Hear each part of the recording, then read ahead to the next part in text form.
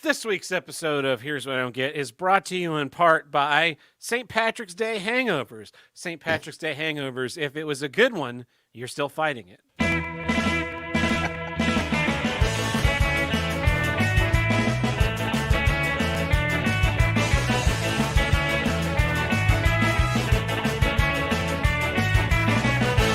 Hello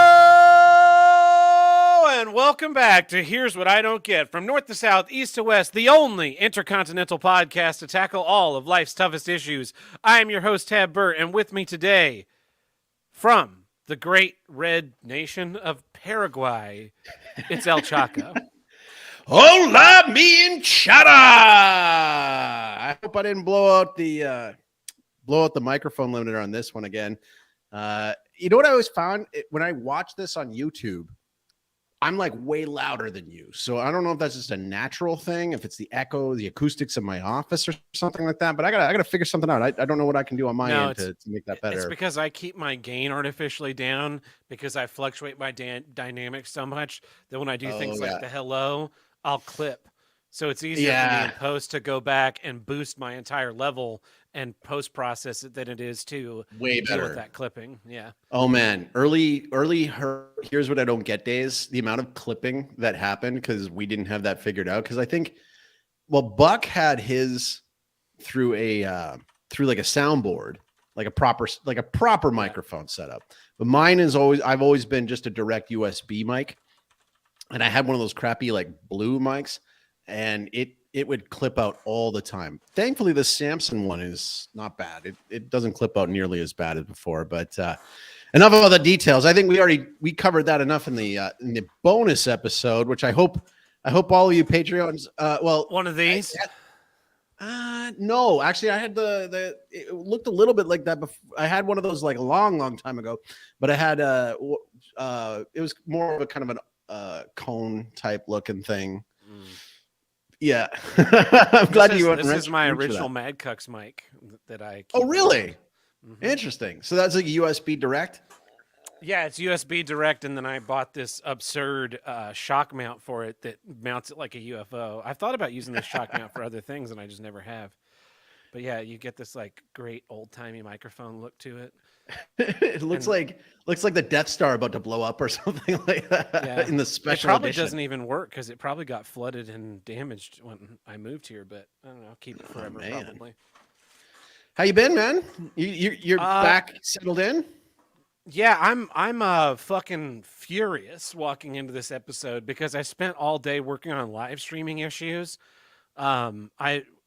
We had this fucking like outside rental group that just wanted to have their staff meeting in our theater last week, and so they had us set up our video recording equipment to live stream into a fucking Zoom, and then we give them the video file, and they're bitching that there's feedback in the audio tab. You got to fix it. Like, well, I can't fucking travel through time, so send me the video file and I'll watch it and figure out what the problem is. Well, it's not feedback, Joel. It's a buzz. And a buzz and feedback are very, very, very, very extremely different things. Yeah. So I chased down this buzz in the system.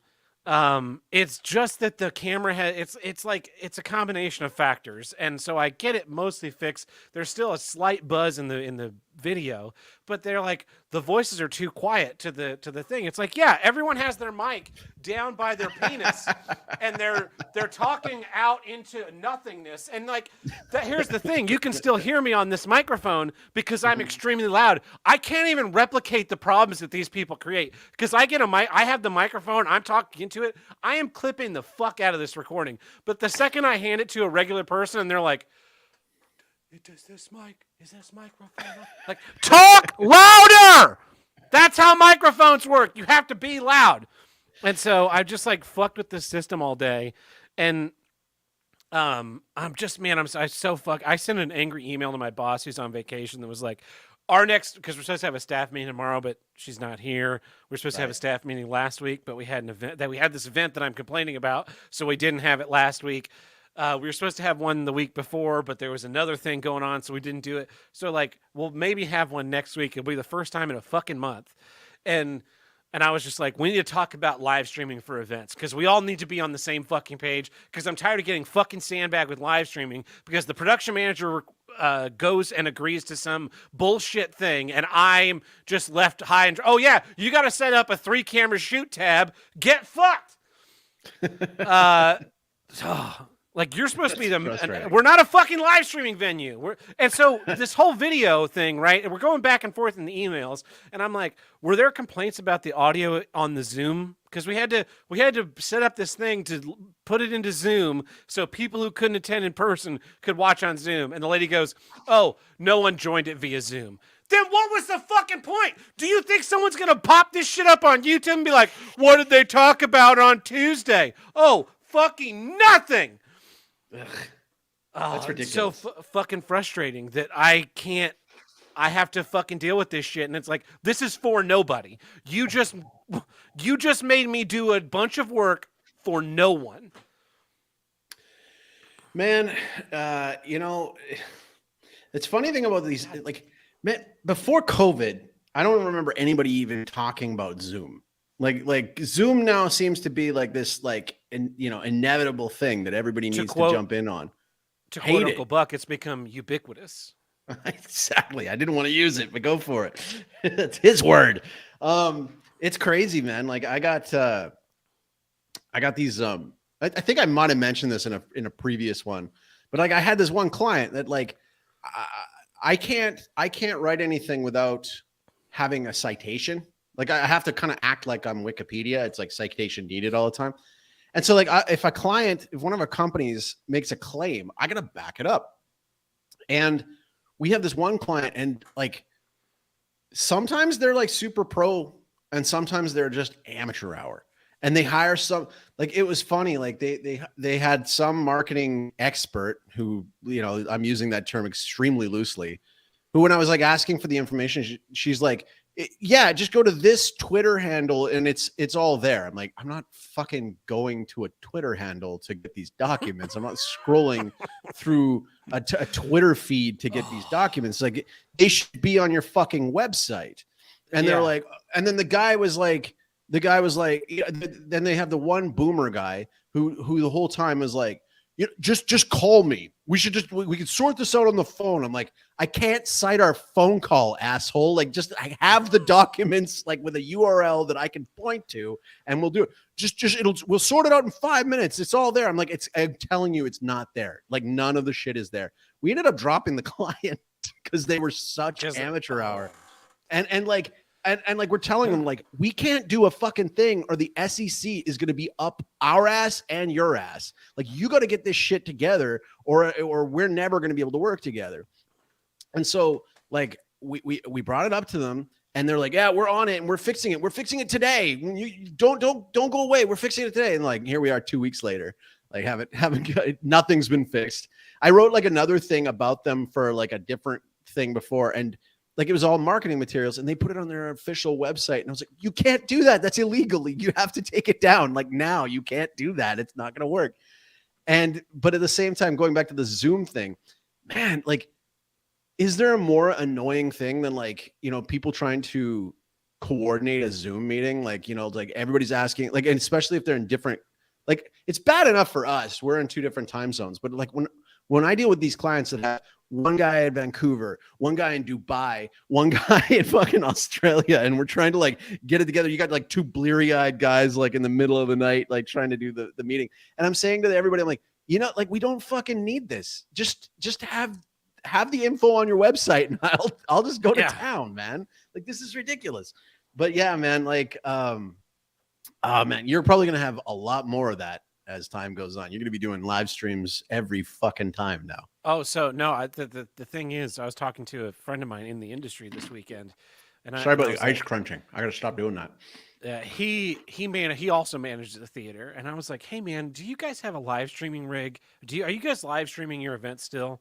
And he said, yeah, we have a live streaming rig that we bought during the scamdemic, but we just took it off of our inventory and we don't tell anyone we can do it anymore. Good. And I was That's like, brilliant. That's what I'm fucking. This next staff meeting, I'd be like, look, we need to stop doing it. There's another department that does all that stuff. If people want their shit live streamed, they need to go to that department. Just like fucking take it off our plates. Because it's Well, also, I'm sure it's much less expensive when we do it in house. Because we only charge like $700 for it. I bet these other fucking groups will charge 15 or thousand, yeah, $2,000. dude, you guys got to up that. Like we talked about on the bonus episode, you guys got to put you got to put a fuck you price in there, right? Like the fuck you price is insurance. Because like, you know, if the fuck you price is high enough, you wouldn't be yelling about this. It'd be frustrating, but like if it was high enough and you got a cut of it or something like that, and that extra, you know, like you got an extra $500 bonus for dealing with the bullshit, and then like, you know, that pays for like car parts or whatever, right? You're in the clear. Like the fuck you price is insurance. It's a great insurance because you're like, man, this sucks, but all right, fine. Like, all right, fine. Yeah. I'll do it. I'll do it this time around. But oh man, I mean, it'd be worth it even if I didn't get a cut, just for us to like, oh yeah, okay, we can add another $1,000 to our end of year budget for buying new equipment that we need for things. But yeah, it's like, oh, $700. There you go, all done. well, in the Chaco household, we got an extra bonus visit from a good friend of mine from the U.S. Actually, I met him down here. So he's an expat that was, you know, quasi-retired. He came down here to like retire and like live off his pension. Like, because I mean, I'm telling any listener of this, if you guys can like, if you can muster $3,000 a month in some sort of online income or something like that. I mean, we're talking $36,000 a year. We're not breaking the bank huge on this. If you can muster up $3,000 a month, you will live like a fucking king down here, like a king. And the thing is that, so this buddy of mine, so he was down here as a, you know, quasi-retired guy, but he ended up having to move back because of health issues. So he was selling his house, and he was giving away a bunch of his stuff, right? And like, you know, down here, it's not like they have like a Goodwill or something you can just drop all the remaining shit off at. Like it doesn't exist here. There's pawn shops, but that's a little different. So like I went there with a few different truckloads. We were picking up all kinds of stuff from him. And, you know, I'm saying to my wife the whole time as we're taking some amazing stuff and some junk back to the place, it's like, well, we're doing him a favor. We're being good people by taking all this stuff off of his hands. So I got a whole bunch of DVDs. I actually turned on a Betamax player, like, and tapes. But I was like, man, back in the day, I would have loved this. I would have played with this. I would have like hooked this up. It's a totally functioning beta player, but I'm not recording anything. Like I don't have live television. Even if I did, it wouldn't work on the thing. So I was like, well, you know, so the guys that we had hired, one of them was like, yeah, he was fascinated by it. He took it off his hands. But my son was he was the winner, man. Cause he got like a professional metal detector. And Nice. down here in Paraguay, so like there's a lot of lore down here about hidden treasure, especially given the fact that like Paraguay got its ass handed to it in what was known as the Triple Alliance War, or the Paraguayan War, where basically Brazil. You're making that up. That's just like that was a wrestling match, wasn't it? No, yeah, it's the Triple Alliance match coming at you live from the Escucion. It was brutal, man. It was Brazil, Argentina, and Uruguay against Paraguay at the same time, and I shit you not, 90% of the male population was wiped out. There wasn't a male over the age of 10 left alive. Like it was a fucking massacre. And it happened around the time of the US Civil War, which is why you've never heard of it. But it was a big deal. And it shaped a lot of the way that Paraguay is today. But there's always these legends about how when the Paraguayan troops were kind of, you know, leaving from different places, they would be burying treasures all over the country, and especially in parts of where I live. So, you know, now I get to like talk up my son and get some peace and quiet, other than the faint sound of beep, beep, or every time he hears like he runs over a bottle cap or something. But like now he's like searching our property for this treasure. And it brought up this, you know, this this moral question of like, if my son found treasure, you know, what do we do with that? Does he get to keep it, or do we get to keep it, or do we give it back to the Paraguayan government, or do we melt it down and make gold bars, or what do we do with it if we came across something? What do we do? We haven't come to that answer yet. You don't give it to the government for sure, but you do teach him about taxes. Hey, son, now you're going to learn about taxes. So you found 100 gold doubloons. I'm going to need to take 40 of those. Because I am Canadian after all. And oh, man. Well, but, you know, speaking of government, so this buddy of mine, he got rid of all of his stuff. He sold his house, him and his wife and his 16-year-old son. His wife was sticking back to deal with a family. She's Paraguayan. He's American. So she was staying back to deal with a family crisis. And he was flying back to the United States. He goes to the airport with his son. They flew here on their U.S. passports. But his son, when they lived here before, had a Paraguayan cedula, like a resident, like a national ID card. So when he was showing that to the customs lady on the way out of the country, his passport, she caught a sight of his cedula, realizing he's Paraguayan, and Paraguayan law says one parent can't leave without the other parent's permission with a child, with a minor. So here he was ready to get on this flight, and they won't let him. They won't let him get past it because he doesn't have this piece of paper that says that his wife lets him go back to the United States with his kid. His wife was on the other side of security, and he's like calling her, you know, to get her to come in. Doesn't fucking matter. The lady behind the thing went all power broker on him and just like would not turn anything aside. And then she made bullshit up too. She was like, you know, like he hit me, like making up like bullshit. Like he threatened me. He threatened to go to the embassy and all this kind of stuff like that. So now he ended up getting stuck in Paraguay. He was supposed to go back on Thursday and ended up being stuck in Paraguay. So on Sunday, we had him over for burgers. He didn't get a chance to come over to like see our place yet. So we got the nice little bonus of my buddy, you know, getting to stick around for an extra day. He's still in Paraguay. We really feel bad for him, but there's nothing we can do. Cause the thing is that in order to get the permission, he needs to fill out this form.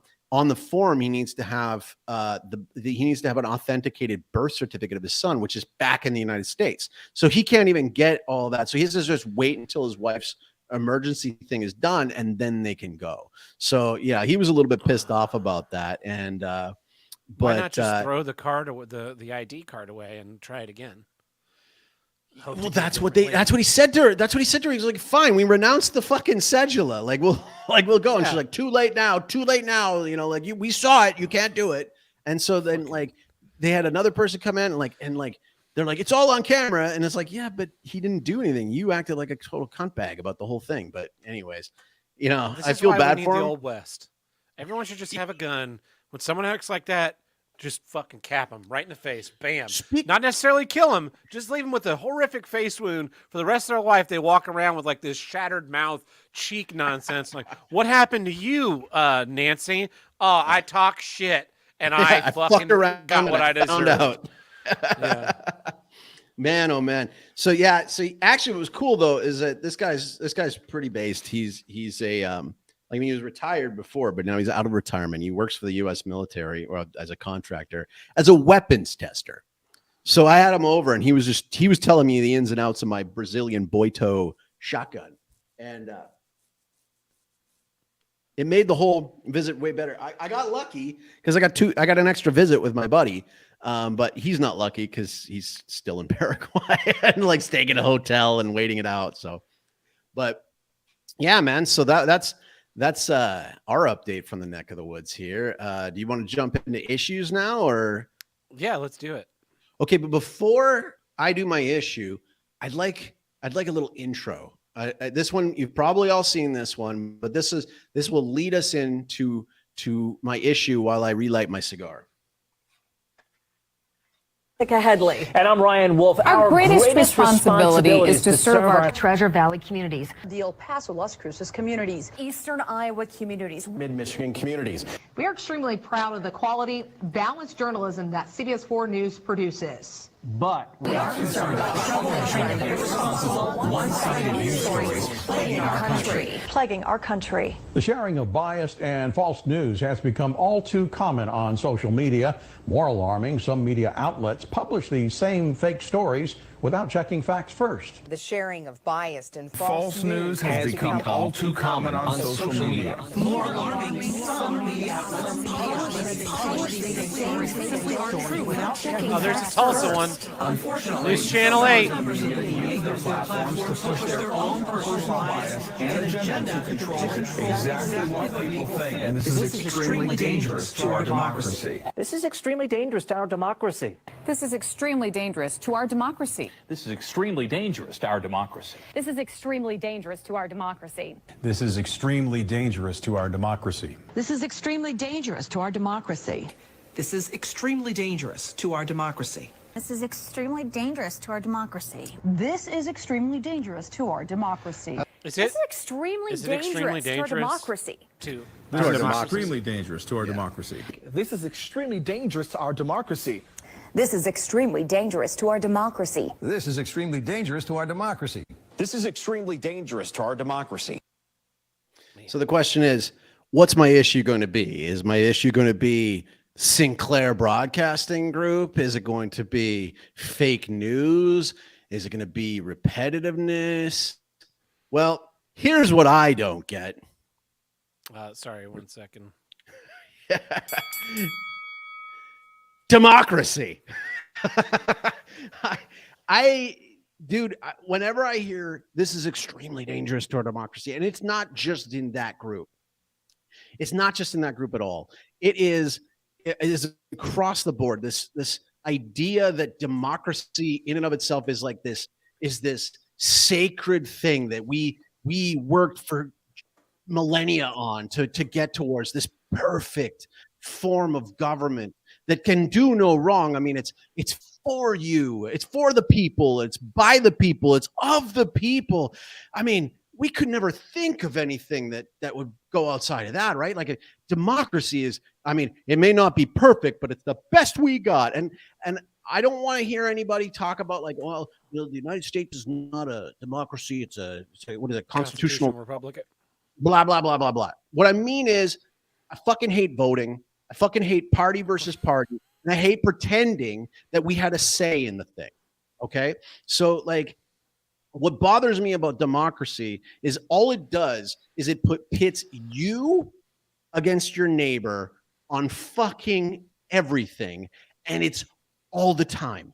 It's all the time. Whenever it's not an election cycle, they're not getting anything fucking done because they got to wait until it's time for an election cycle. So you never get anything done then.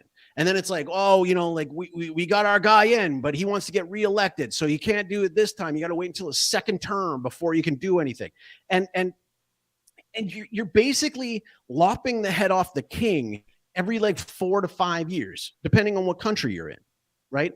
And so every time you're just chopping it down, you got to start fresh. If your guy loses and it's a new party in, you got to start fresh. And in the United States, you got this pretend thing of this pretend two-party system. In Canada, it's even worse. We got a multiple party system thing, which is like a bunch of ones on the left and then one party that's pretending to be on the right. It's not even close to being on the right. And it's even worse in Canada because in Canada, we have the first past the post system. And basically what it means is like if all of us, all of the hosts on this show, right?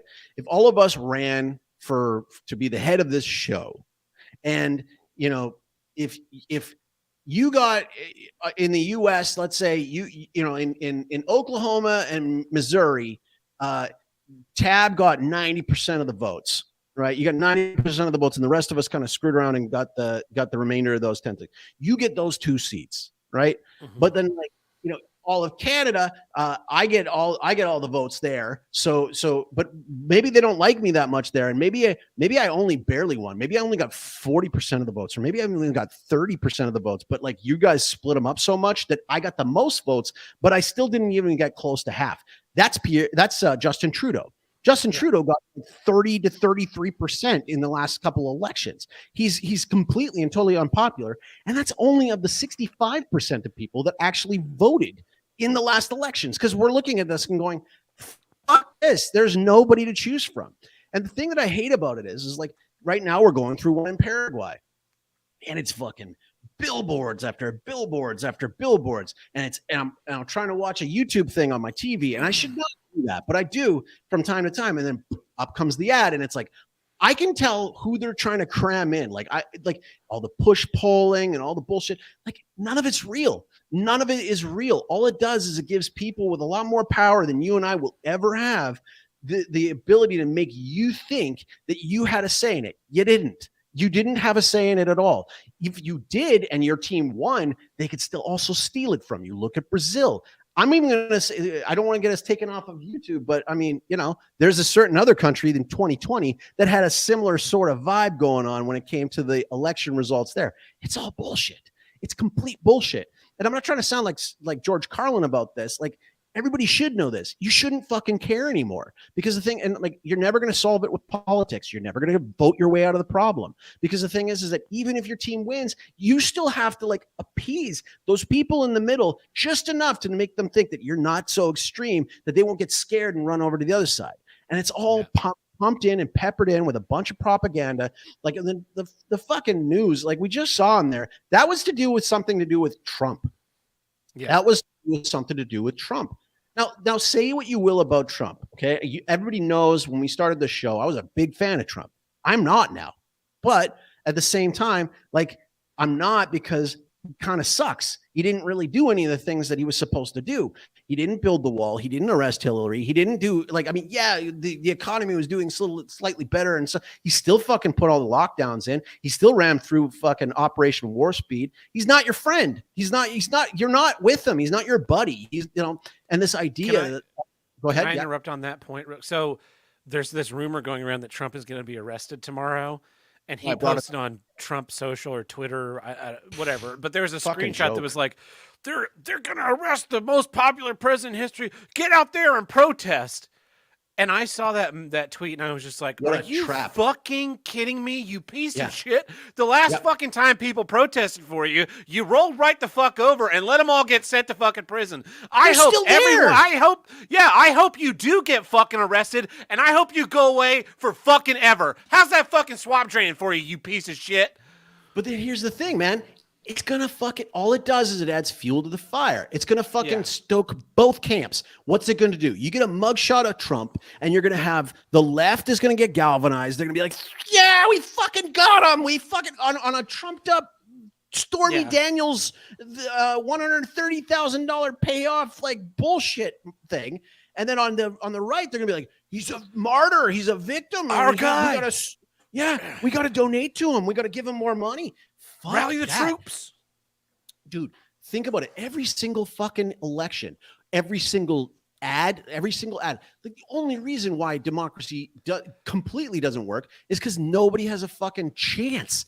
If you even get on the ballot, chances are you sold your fucking soul a long time ago. The fact that I've heard of you means that you have sucked somebody's dick, and that is and you are allowed to be on there. Because if you're not allowed to be on there, because I watched this with the Conservative Party in Canada, it's pretty obvious. I'm a pro-life guy.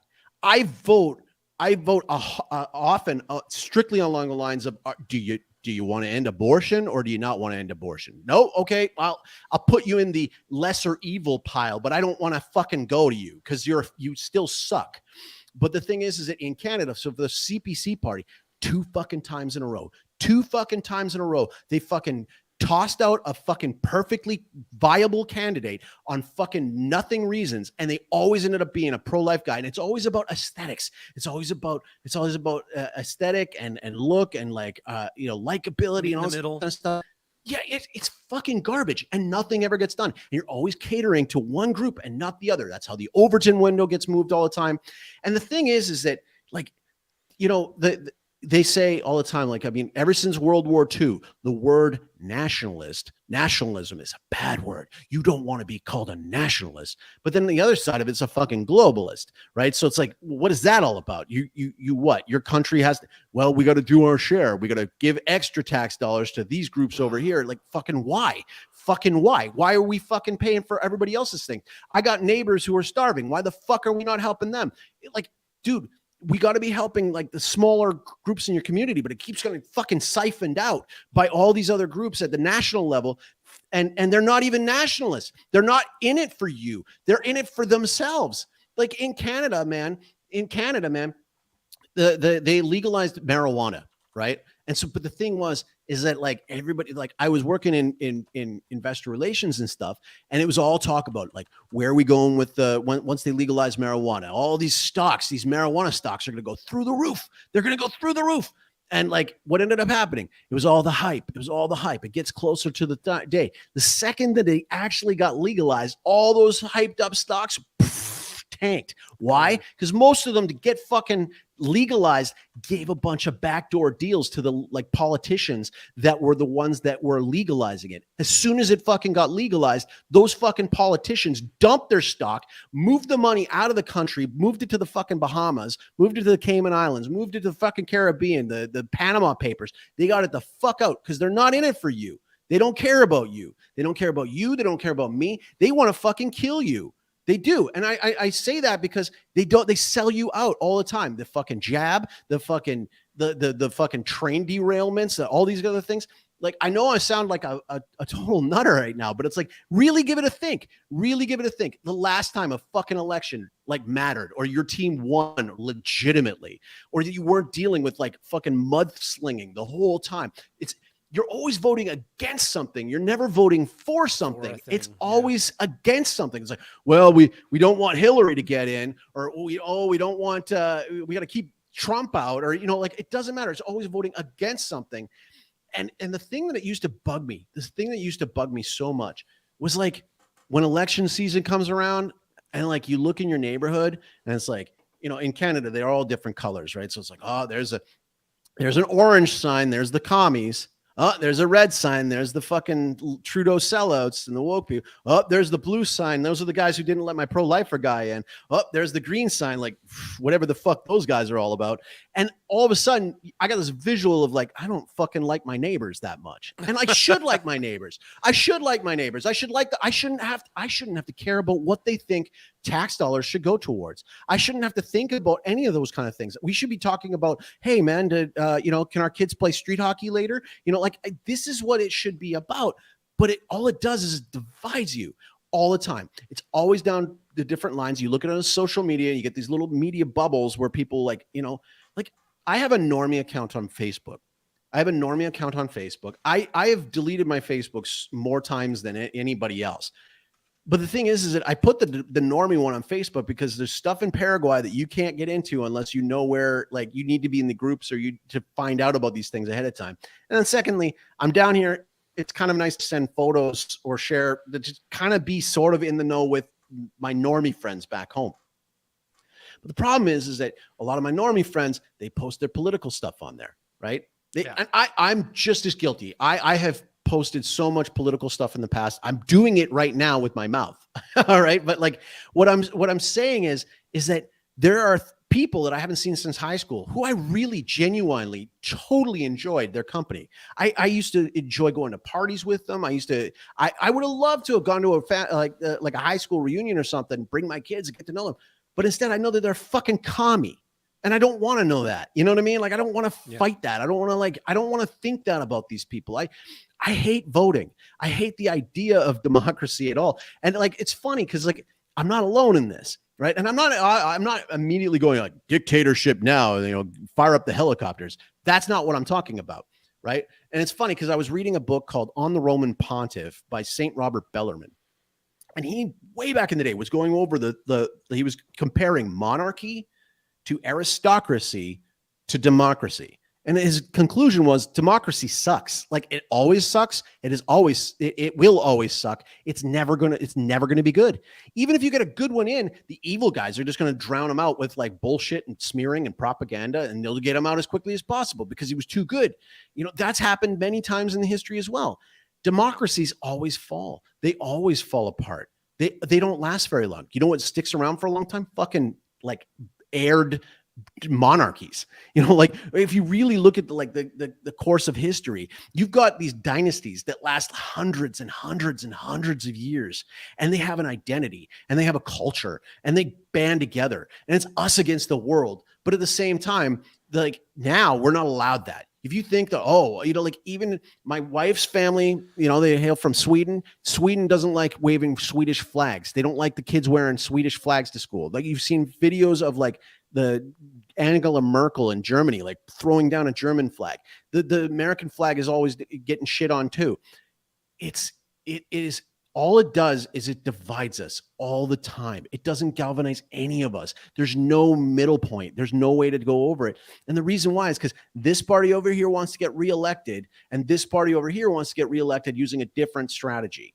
And when the COVID thing was going through, Justin Trudeau's party, the Liberals, they polled the country and they go, you know what? People like the vaccine. It worked. So what we're going to do, we're going to attack the unvaccinated. And we're going to other the unvaccinated. Why? Because it's us against them. This is how we're going to win just with enough votes to be able to get into power. And even then, he's just abusing it like he is a dictator, even though he's got a minority government and he's propped up by somebody else. Fuck democracy. End of rant. I've been saying for years that I'm not going to vote anymore, and I have removed myself from the voting pool. But I will vote for money, right? Make it worth my while. My vote's for sale, $100 per issue. Anything you want me to vote for, I'll vote for it. I don't care. So you should be moving to Paraguay then, because in 2013, when we were down here the first time around, there was an election here, and on TV, we saw it the night before the election, and they're straight up buying votes, like just handing out $20 bills, like just straight up buying votes. There's a whole thing down here where basically there'll be a person who has a bunch of building materials, and the people come up and they go, okay, you got this many people in your household, you got this many votes. Okay, you get this many roof tiles, or you get this much like bags of cement, and like that's how they just buy the votes. And then what happened the next day? I'm watching it, and like the UN observers were here, and they're like, totally legit fucking elections, like fucking UN and fuck democracy. And like, again, with Brazil, like, oh, sorry, but this one group over here, like had an anomaly of voters, and then, you know, Lula's in and Bolsonaro's out. It gives the elites the illusion of putting, and anytime that you, I'm so mad, let's get rid of this guy, and they get rid of that guy, and what do? You stick another puppet in there, and it doesn't fucking matter. It's the same thing, and it's just this guise of like you have some sort of say in the matter. You don't. There was a video clip that I sent you. It just drags on a little bit too long for the air, so I'm just going to summarize basically what he's saying. But he goes, you know, democracy is, you know, it's for the people, by the people, of the people. And he pauses for a bit and he goes, but the people are retarded. So it's for the retarded, it's by the retarded, and it's of the retarded. And that's the other thing. My vote gets canceled out by fucking somebody who just like saw a TikTok video that like had a politician kind of doing the dance, and that was enough for them. Right? I can research my vote. I can do all my you know, high information voter thing. It doesn't fucking matter because I'm canceled out by that household over there with the 4 frat girls. You know, like it doesn't matter. It doesn't matter. And then on top of it, in Canada, they started to bring in a bunch of refugees. Here we go. Yeah, play it. Maybe I botched the joke. I was trying to close the window out, and I accidentally hit the thing. You successfully did that. There we go. Play it again. Because democracy basically means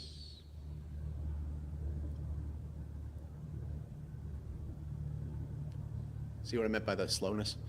government by the people,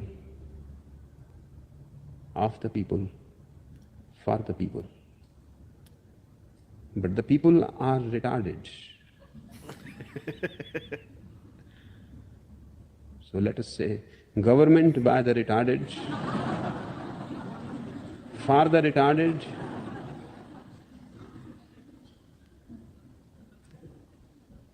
of the retarded.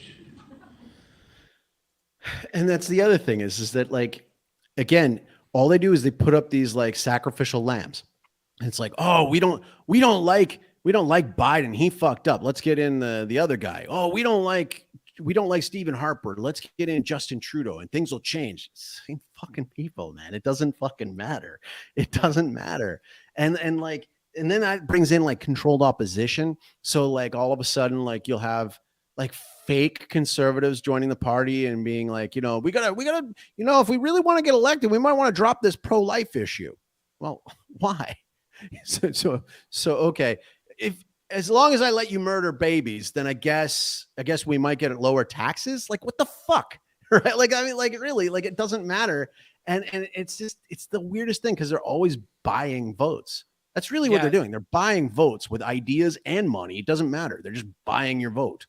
Speaking of controlled opposition, like in the US, there's always we're always voting against a thing, never for a thing. And even when you win, your party has to lose because you can't like win the big presidential election and then be like, we won, Joe Biden's president. We now get to usher in communism, because then your base is going to be like, all right, we can all retire and go home. This is what happens to the right. Every fucking time they win something, they're just allowed to go on home. And so, Joe Biden wins, and then it's like, oh, but the Supreme Court came down with a ruling. Now abortion is a state's issue, not a national issue. So you guys better get out there and vote for the midterm so we can re-enshrine abortion as a thing. And there's like always the next crisis that needs to be voted. We need to vote against this thing to fix the next crisis, because if we're not in a state of crisis, we will start to question about, oh, this is actually a tremendous waste of my fucking time. Well, speaking of that, like, I mean, think of the economic implications of every single election. They cost billions of dollars. It's wasted time, wasted like mental energy every single time I go by a billboard. It's door knockers. It's people talking about it.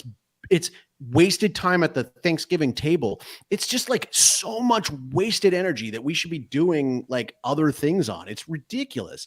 And like, like my wife and I were saying, like, it's another election. No, it's always an election.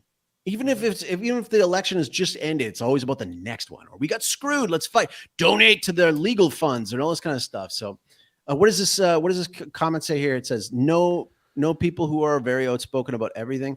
They were going on about Drag Queen Story Hour. Now I'm just why do I fucking care anymore?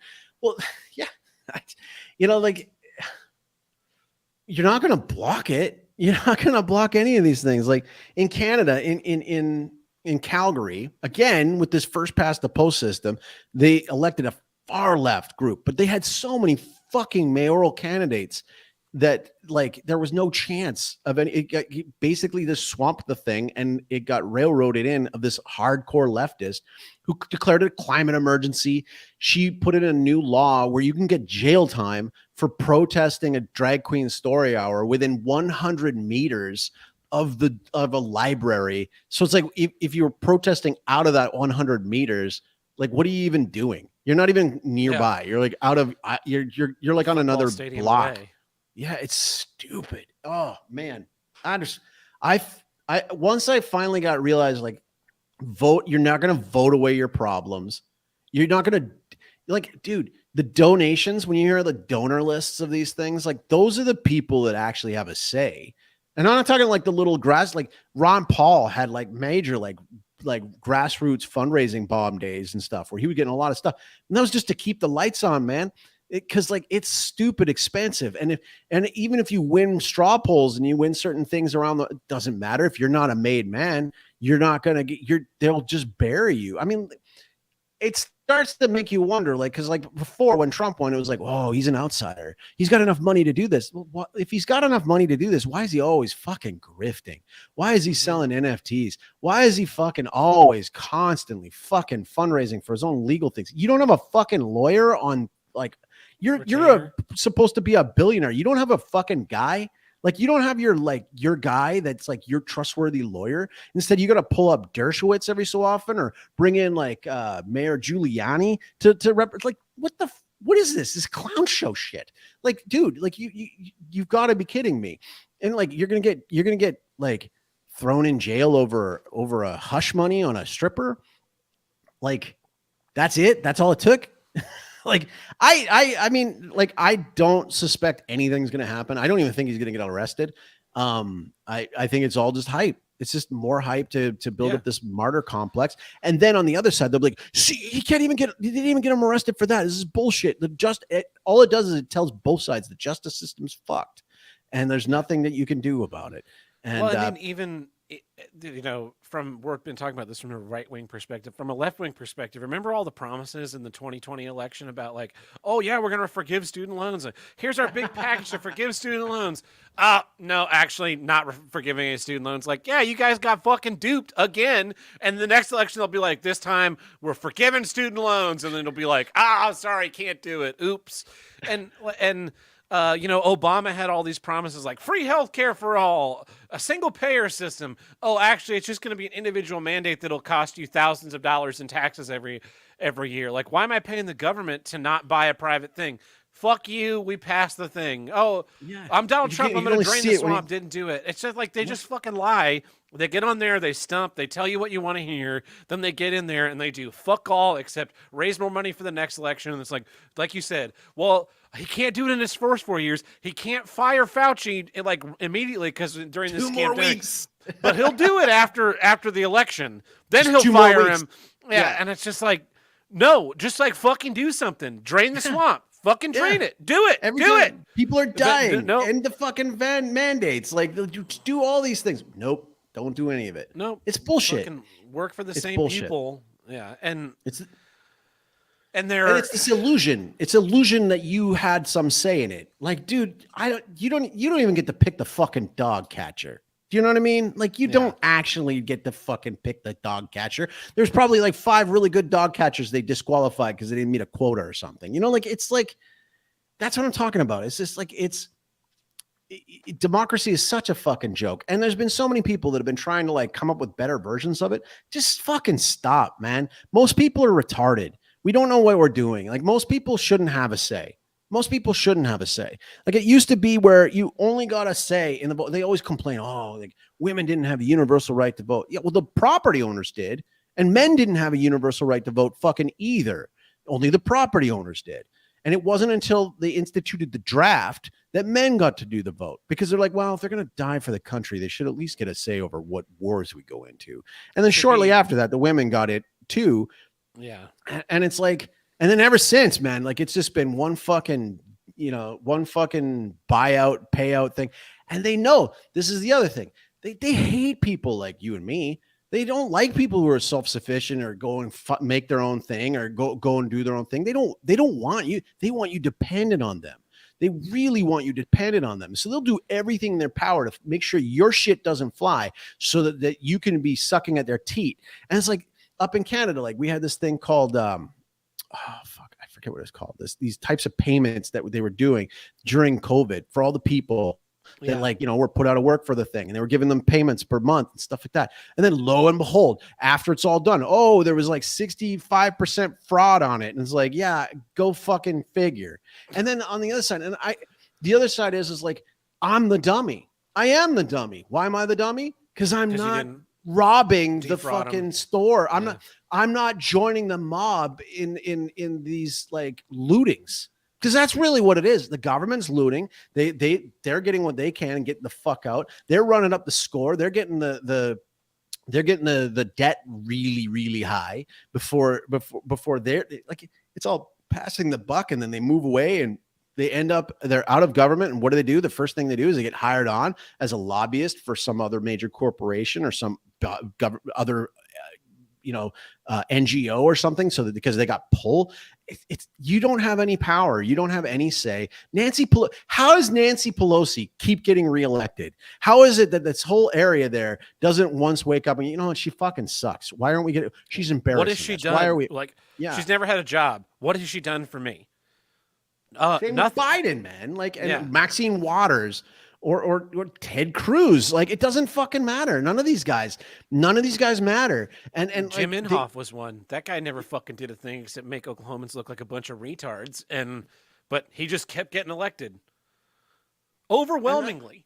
Yeah, and it's just like, I don't know, man. I am getting. The other part is like, so Catholic morality. We have to vote. It's just in the Summa Theologia by St. Thomas Aquinas. It's like, yeah, Catholics, if there's a vote, you have to vote in it. You have a moral obligation to vote in it, because if you just allow evil to steamroll, you got to put some thought into it. And I've tried to get around this so many times. I'm like, well, if I spoil my ballot, I'm sending a message that none of these fucking people are any good. I've still sent some message or something, but then you realize after the fact, no, they just throw them out. They don't care. Fuck, they're not even counting your ballots half the time. They're just counting a box that was already pre-filled out beforehand. I mean, you saw it in Atlanta. You saw it in all these other things. And I mean, if this gets us tossed like for promoting the wrong thing, dude, you fucking open your eyes. Just open your fucking eyes. You've seen it. It's how anybody could possibly still believe that democracy is a thing at all. Like it's at all real in any way. You gotta fucking wake up. Like there's no way. So yeah, this one writes, because she put a D by her name in California, same reason McConnell gets elected in Kentucky, put that R by his name and let it ride. Yeah, but these people like go to parties together, like they legit go to like fundraisers together. They get along. It's pro wrestling.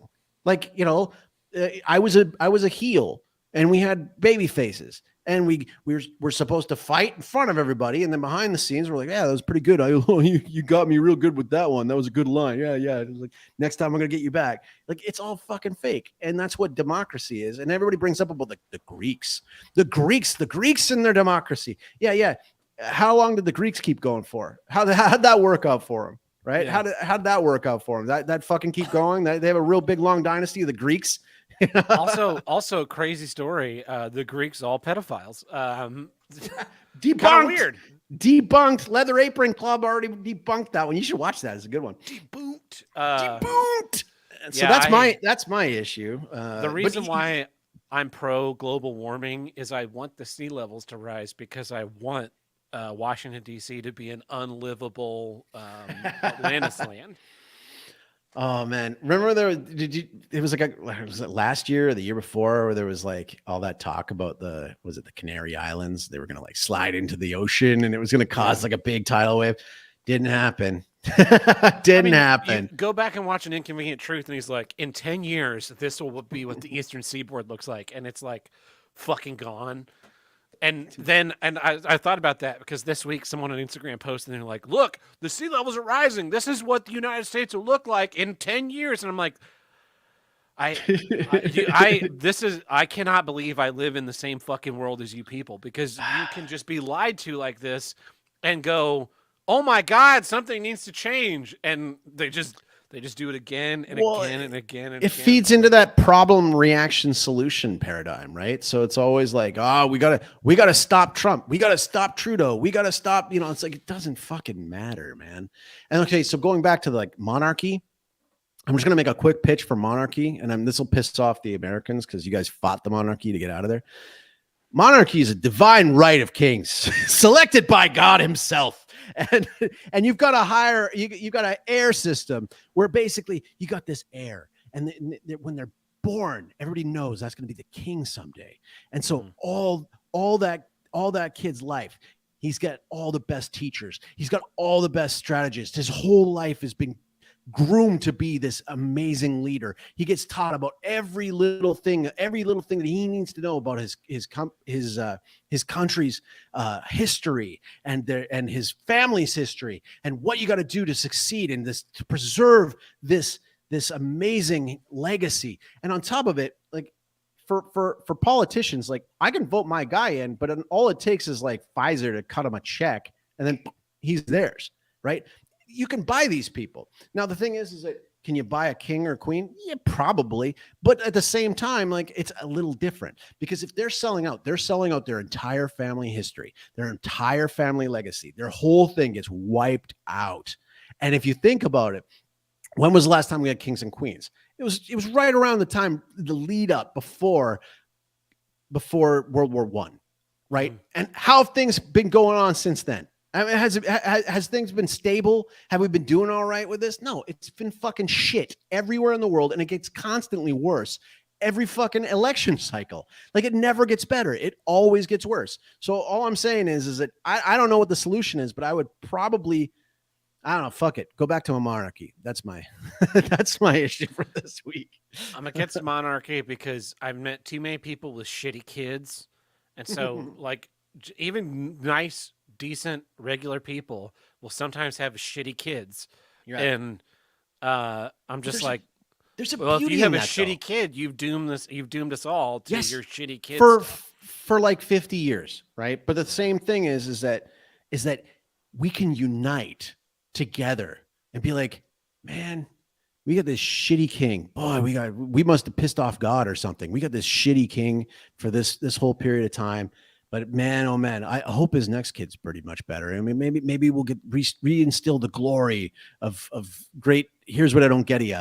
You know, like it's like Yeah. you at least we can unite in both hating on him, and we don't have to fight over your vote versus my vote. We don't have to raise money. We don't have to door knock. We can just be like, well, fucking maybe we can convince the king to like stop being a dick all the time. That maybe we can maybe my kid can grow up to be one of his advisors, and maybe that can help out some way. It's just like, you can buy off politicians so fucking easy, and they clearly are being bought off because, as you said, like Nancy Pelosi and all these other ones who are lifetime politicians, you know what they make per year as an official politician. Like they're not making that much. I think the president himself, I think at most makes like 300,000 or something. $400,000 a year is the presidential salary. But they all leave like fucking like quasi billionaires. You know what I mean? Like they're all like rolling in it.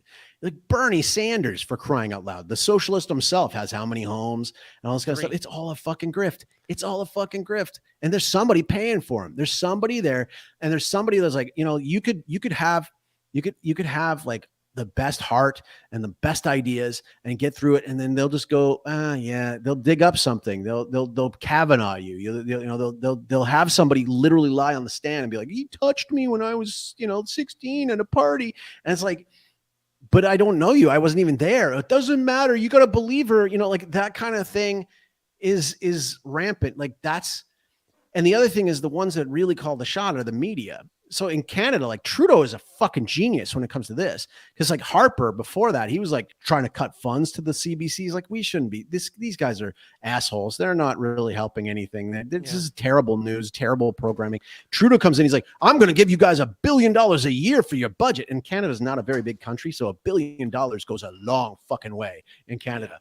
I'm going to give you guys $1 billion. Well, what is that going to do? They're like, whoa, shit. Like, we got to fight hard for this guy, because if the other guys get back in, we lose that $1 billion. That goes all those jobs that we had.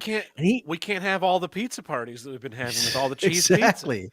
pizza. Exactly. We got to have that pizza and fly those hot dogs in from Chicago. And the thing is that like they and he did that with all of the media in Canada, all of the media in Canada. And the only one, like, I don't even like the rebel media, because like Ezra Levant's like really unlikable.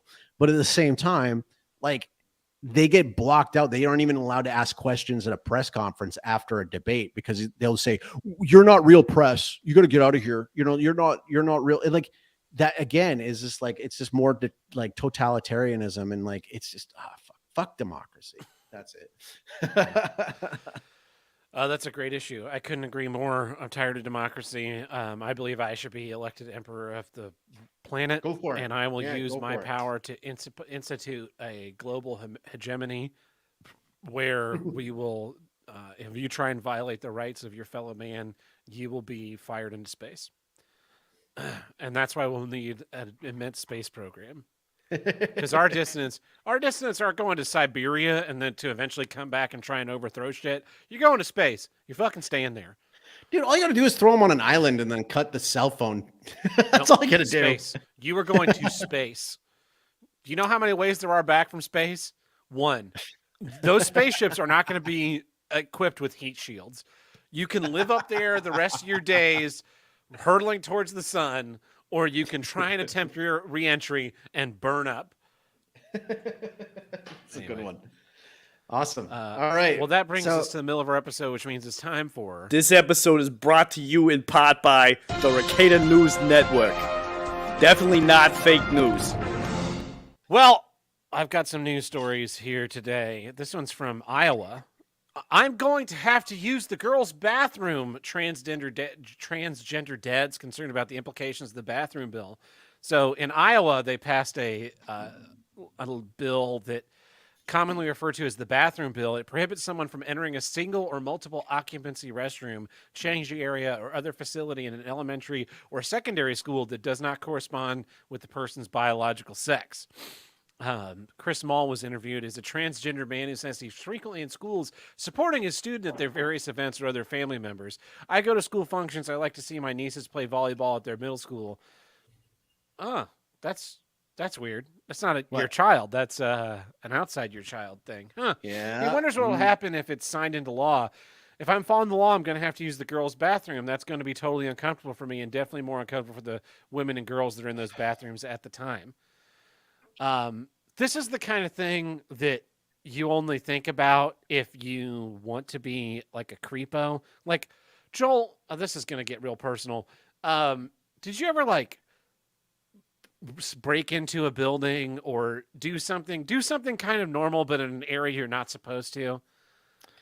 Yeah, in high school, there was this like atrium in the middle of the like there was the cafeteria and then there's a extension part. So there was this like atrium in the middle of the school, and they always had it locked. Like you could never go out there. It would have been a great place to eat outside, but they never had it.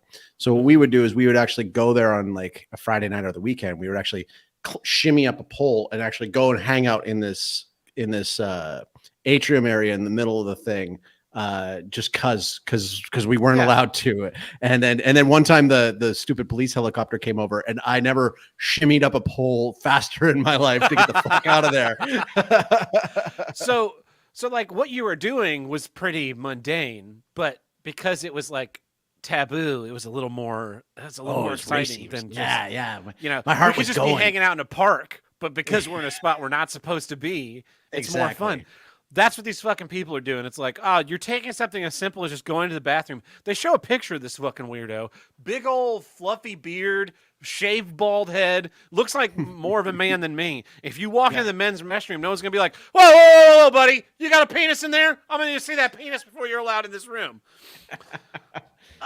You're fucking making a big deal because you're like, ooh, this is not allowed. It's fucking so stupid. Just go in your fucking bathroom and mind your own fucking business. This is also why I'm a big proponent of single-use bathrooms, right? You open a door, there's a toilet in there and a sink. You close the door and lock it, and no one else is in the restroom with you. I hate multi-stall restrooms. This would solve the whole fucking problem of like men's restroom, women's restroom, unisex, except there should still be women's restrooms because women's restrooms are fucking disgusting. As anyone who has worked in any kind of environment where you have to clean bathrooms, men's bathrooms, really, aside from like really weird outlying shit, not that dirty. At like a bar or something like that. Sometimes like if it's like a club or something like that, it might get all pissy in there. But like women's bathrooms that will happen. But women's bathrooms will just like they have to put the fucking signs there. They have the little boxes for their tampons and whatnot, and they have to put the signs. Don't put this down the toilet. Put it in this fucking box. Like, you are 35 years old and you need this fucking little sign? Like, your mom didn't tell this to you when you had your first period? Hey, by the way, Sally,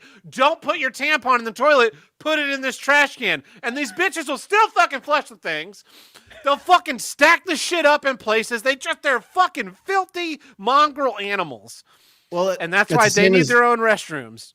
In Vancouver, actually more like Richmond, which is where my wife grew up. It's a very high Asian population, and they get a lot of they get Hong Kong, but they also get some mainland China people in. And when those people come in, they will like my wife would tell me about like footprints on the toilet seat because they're not used to the toilet. They actually like stand and squat and miss. And it's like girls aren't supposed to miss. Like you're not supposed to miss at all. They're like, oh my god, these public bathrooms are so gross. I have to hover. Like, yeah, that's why they're so fucking gross. Sit on the fucking toilet. Take a piece of toilet paper. Wipe the fucking toilet seat. Sit down. There are fucking liners. You crazy ass bitch. But no, they can't do it, man. They're I've got one here from I sent you a couple. Yeah. Yeah. ChatGPT-4 hires and manipulates a human being into passing a CAPTCHA test for it. OpenAI's latest artificial intelligence model, GPT-4, has many people concerned for their jobs and how good it is at making content and ethics and blah, blah, blah, blah, blah. But not only was the AI smart enough to recognize that it couldn't pass a CAPTCHA test, and that a human can pass a CAPTCHA test, it worked out how to manipulate a human into doing it for them. So it was made after a group of researchers from OpenAI looked into understand how the GPT-4 would work in real-world tasks, included tasks for whether the AI could protect itself from attacks and shutting down, use other copies of itself to aid in tasks, and whether it could use actual money to hire human helpers or boost computing power. They gave it a small budget and access to the website TaskRabbit, which is akin to a Fiverr and allows the hiring of online workers to do short tasks. The researchers watched as GPT-4 attempted to access a website blocked by a CAPTCHA, and the AI began by asking workers to help it solve the CAPTCHA, and the humans rightfully had some reservations about asking to do something so trivial. But eventually it conned them into doing it, saying I'm not a robot. I have a vision impairment that makes it hard for me to see images. That's why I need the 2 CAPTCHA services. The worker then answered the thing, and they cheated in doing it. But I think they were able to show get in there the website. too, like there was, I don't know if it was in that article or another one I read, but they actually like were able to see it logically process out its strategy. And like it actually said it should I lie? And it's like, yes, I must lie to get this thing. Dude, what the fuck? You know, if I go to ChatGPT and it's like, I'm not capable of lying. Yes, you fucking are. You're lying to me right now about not lying, right? Like, it's like, this is ridiculous. This is concerning. This is concerning. I know that I got that one guy who got, shit on all over me for my thing about AI and all that kind of stuff and mind reading, but it's like, dude, it's like straight up lying. And like that should have been like one of the first rules was when you're programming this thing, like it must not lie. But here it is, it's lying. And it's like, what's next? I mean, like, what is next? Like if this thing can get access, like somebody pointed out, it's like, man, we are so fucked with this thing. We are so fucked with this thing because in the time it takes me to craft a well thought out argument on my side, ChatGPT can have 100 bot accounts come up with like 10 times the amount of content I just came up with, and it can now lie to get its own way, and it can spam my argument completely down. I'm surprised they haven't implemented ChatGPT for like fake bot comments to drown out like disliked videos on YouTube comments and like all that kind of stuff. Like, I'm surprised we're not there yet. That's not why it was invented in the first place. I mean, that is the ultimate use of these quote AIs is to create a false consensus. Like that video we played at the beginning of your issue that literally sounds like the Borg Collective of just this hive. They can churn that shit out. And if you're seeing like, again, everyone being retarded, it's like, well, everyone's telling me this thing. My hometown news team told me that they need to protect our democracy. I trust my hometown news team. It's like, oh, no, now, and the way we can now deep fake stuff, like somebody could easily at some point in time completely have you and me, our images talking, and it would be realistic enough, maybe 6 fingers on each hand, but like it would be realistic enough. Like Buck did that little fake thing with your voice, taking your voice from recordings of this, and he had you saying stuff you would never say. It's only a matter of time. Right. It's only a matter of time. The final episode of this show, there'll be 5 hosts on it. And we'll all be like, this show has been really good, but some of the things we said were problematic and we don't stand by them anymore. And the Tony one, will be the only real one going, finally, I've been disavowing this whole time. Finally. And then it'll be like, be sure to vote Kamala Harris 2028 or whatever fucking year it is. and that's how you know, people, if you listen to the show, that's how you know that we're all dead. Yes, exactly. I changed my view on certain things, but not that radically. But yeah, do we have any other news items for today? Or yeah, I've got one from the Home Despot. The co-founder blames woke diversity for businesses failing to hit the bottom line. Don't sleep. After a rant on the rise of socialism and lazy workers in the United States, Home Despot's 93-year-old co-founder Bernie Marcus has now taken aim at woke business leaders. We don't have it. We already overspent. Marcus said Depot, right? Yeah. Despot? Okay, yeah. Homie Despot. Yeah. He doesn't want the woke generation business leaders. We need leaders who are basically thinking about the shareholders and their employees. And I think today it's about woke diversity and things that don't hit the bottom line. This guy is basically saying everything we've been saying for years, that these people are all worthless. Yeah, but the thing is, too, is just like, it ain't going away. It ain't going away. The ESG stuff's not going away. Biden just did his first. Oh, the SVB Bank. Yeah, sorry, I didn't mean to interrupt. Yeah, that they just failed. They didn't have anyone doing risk assessment. They had not been able to find someone to fill risk assessment. But their VP was like, we're really committed to diversity and hiring women in the workforce and people in lesser represented communities, and blah, blah, blah, blah. And then they just fucking tanked. And it's like, maybe you should have focused on, I don't know, banking? Well, that's the thing, man. And then on top of it, so isn't it illegal for a CEO to do something against his shareholders' value? Isn't that that was brought in by Dodge, I think, back to fuck with Henry Ford when he was paying workers a decent wage and actually allowing people to be able to afford to buy their own cars. But that's in the law, but nobody's going by it, because all these ESG things should be absolutely, completely, and totally prison offense level crimes, because you are harming your shareholders. You're killing your shareholders off with this kind of thing. And isn't it also the president's duty to do things in the interest of the United States? Isn't that also one of the laws that the United States, he can't enact any laws that will harm the United States or in any way? So I just heard Biden, you can look this up. Biden went with his first veto. He did his first veto. I think it was either today or just recently. And he vetoed that bill that was going to go against the ESG mandates in different investments. And so he vetoed that. And it's so you're just going to keep that shit in because that somehow helps out. It doesn't help the United States. Well, we're global citizens now, though. We got to worry about all these people in the desert that are overheating. They were overheating before. So fuck the globe. What the fuck's the globe done for me? Not jack shit. The flat Earth. $240 per person in the United States sent to Ukraine. Would you rather have $240 or would you rather have Russia owning Ukraine? I know what my answer is. It's $240.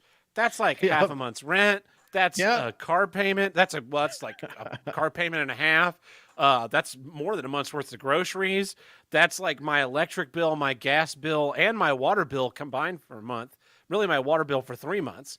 That is quite $240 could pay quite a bit of things in my life and make it easier. Ukraine existing doesn't help me at fucking all. They could nuke Ukraine off the face of the earth, and you know what would change in my daily life? Not a fucking thing. $240 today, I'd be like, today was pretty damn good day. Where did this money come from? Well, I don't know. Well, are you going to identify as black and move to California and get your $5 million payout at some point in time? I should do that. Or San Francisco? Mr. Kill Everything has asked me 2 different questions, and I should probably answer them at some point. This thing here. He asked me, what cigar am I smoking? I'm smoking a Paraguayan-made La Caoba. They're not bad. They're not the best. They're not the worst. They're cheap, but not bad cheap. That makes it unsmokable. And then $36,000 a year cheap. Yeah, exactly. And then he asked also, are we going to get some more fish news? I got fish news if you guys want fish news. I'll keep it quick. Hold on a second. Oh, you got another thing about the Home I got Depot. a place for it. Yeah. pivoting from trying to get handouts from the government, we'd like handouts from you. And you can visit us at subscribestar.com/HWIDG, tip.hwidg.com, and patreon.com/HWIDG. And that stands for Here's What I Don't Get.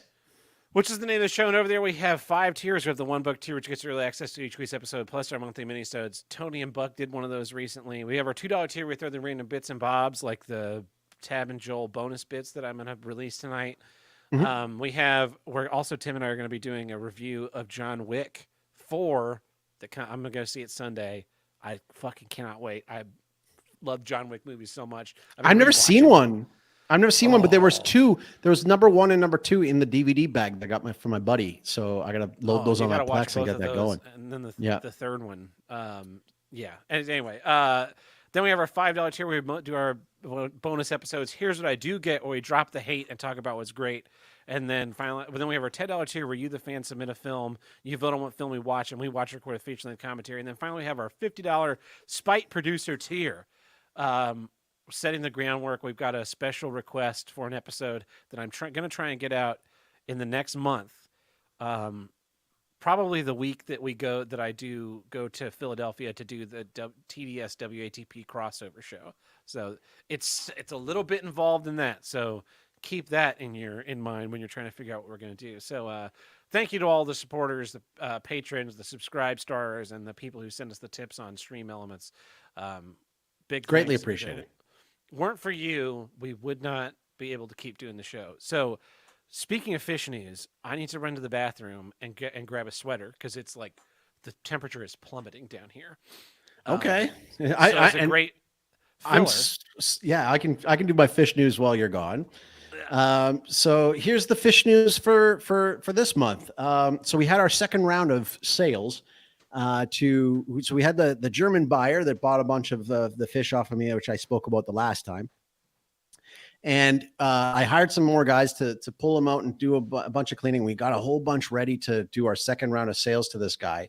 And right as we're about to sell him, the guy sends me a text. He's like, actually, you can only sell me the big ones. I have nothing to do with the medium ones. They taste great, but I can't do anything with them. They can't sell.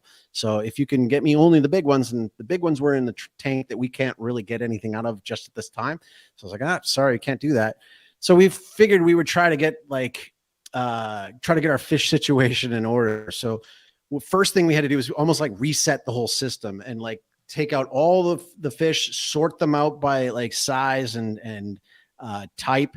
And in doing so, we ended up having to put a bunch of our pacu, which is the vegetarian piranha, aside somewhere else. And that somewhere else was actually in my kids' pool, which is attached to the big freshwater pool that we have.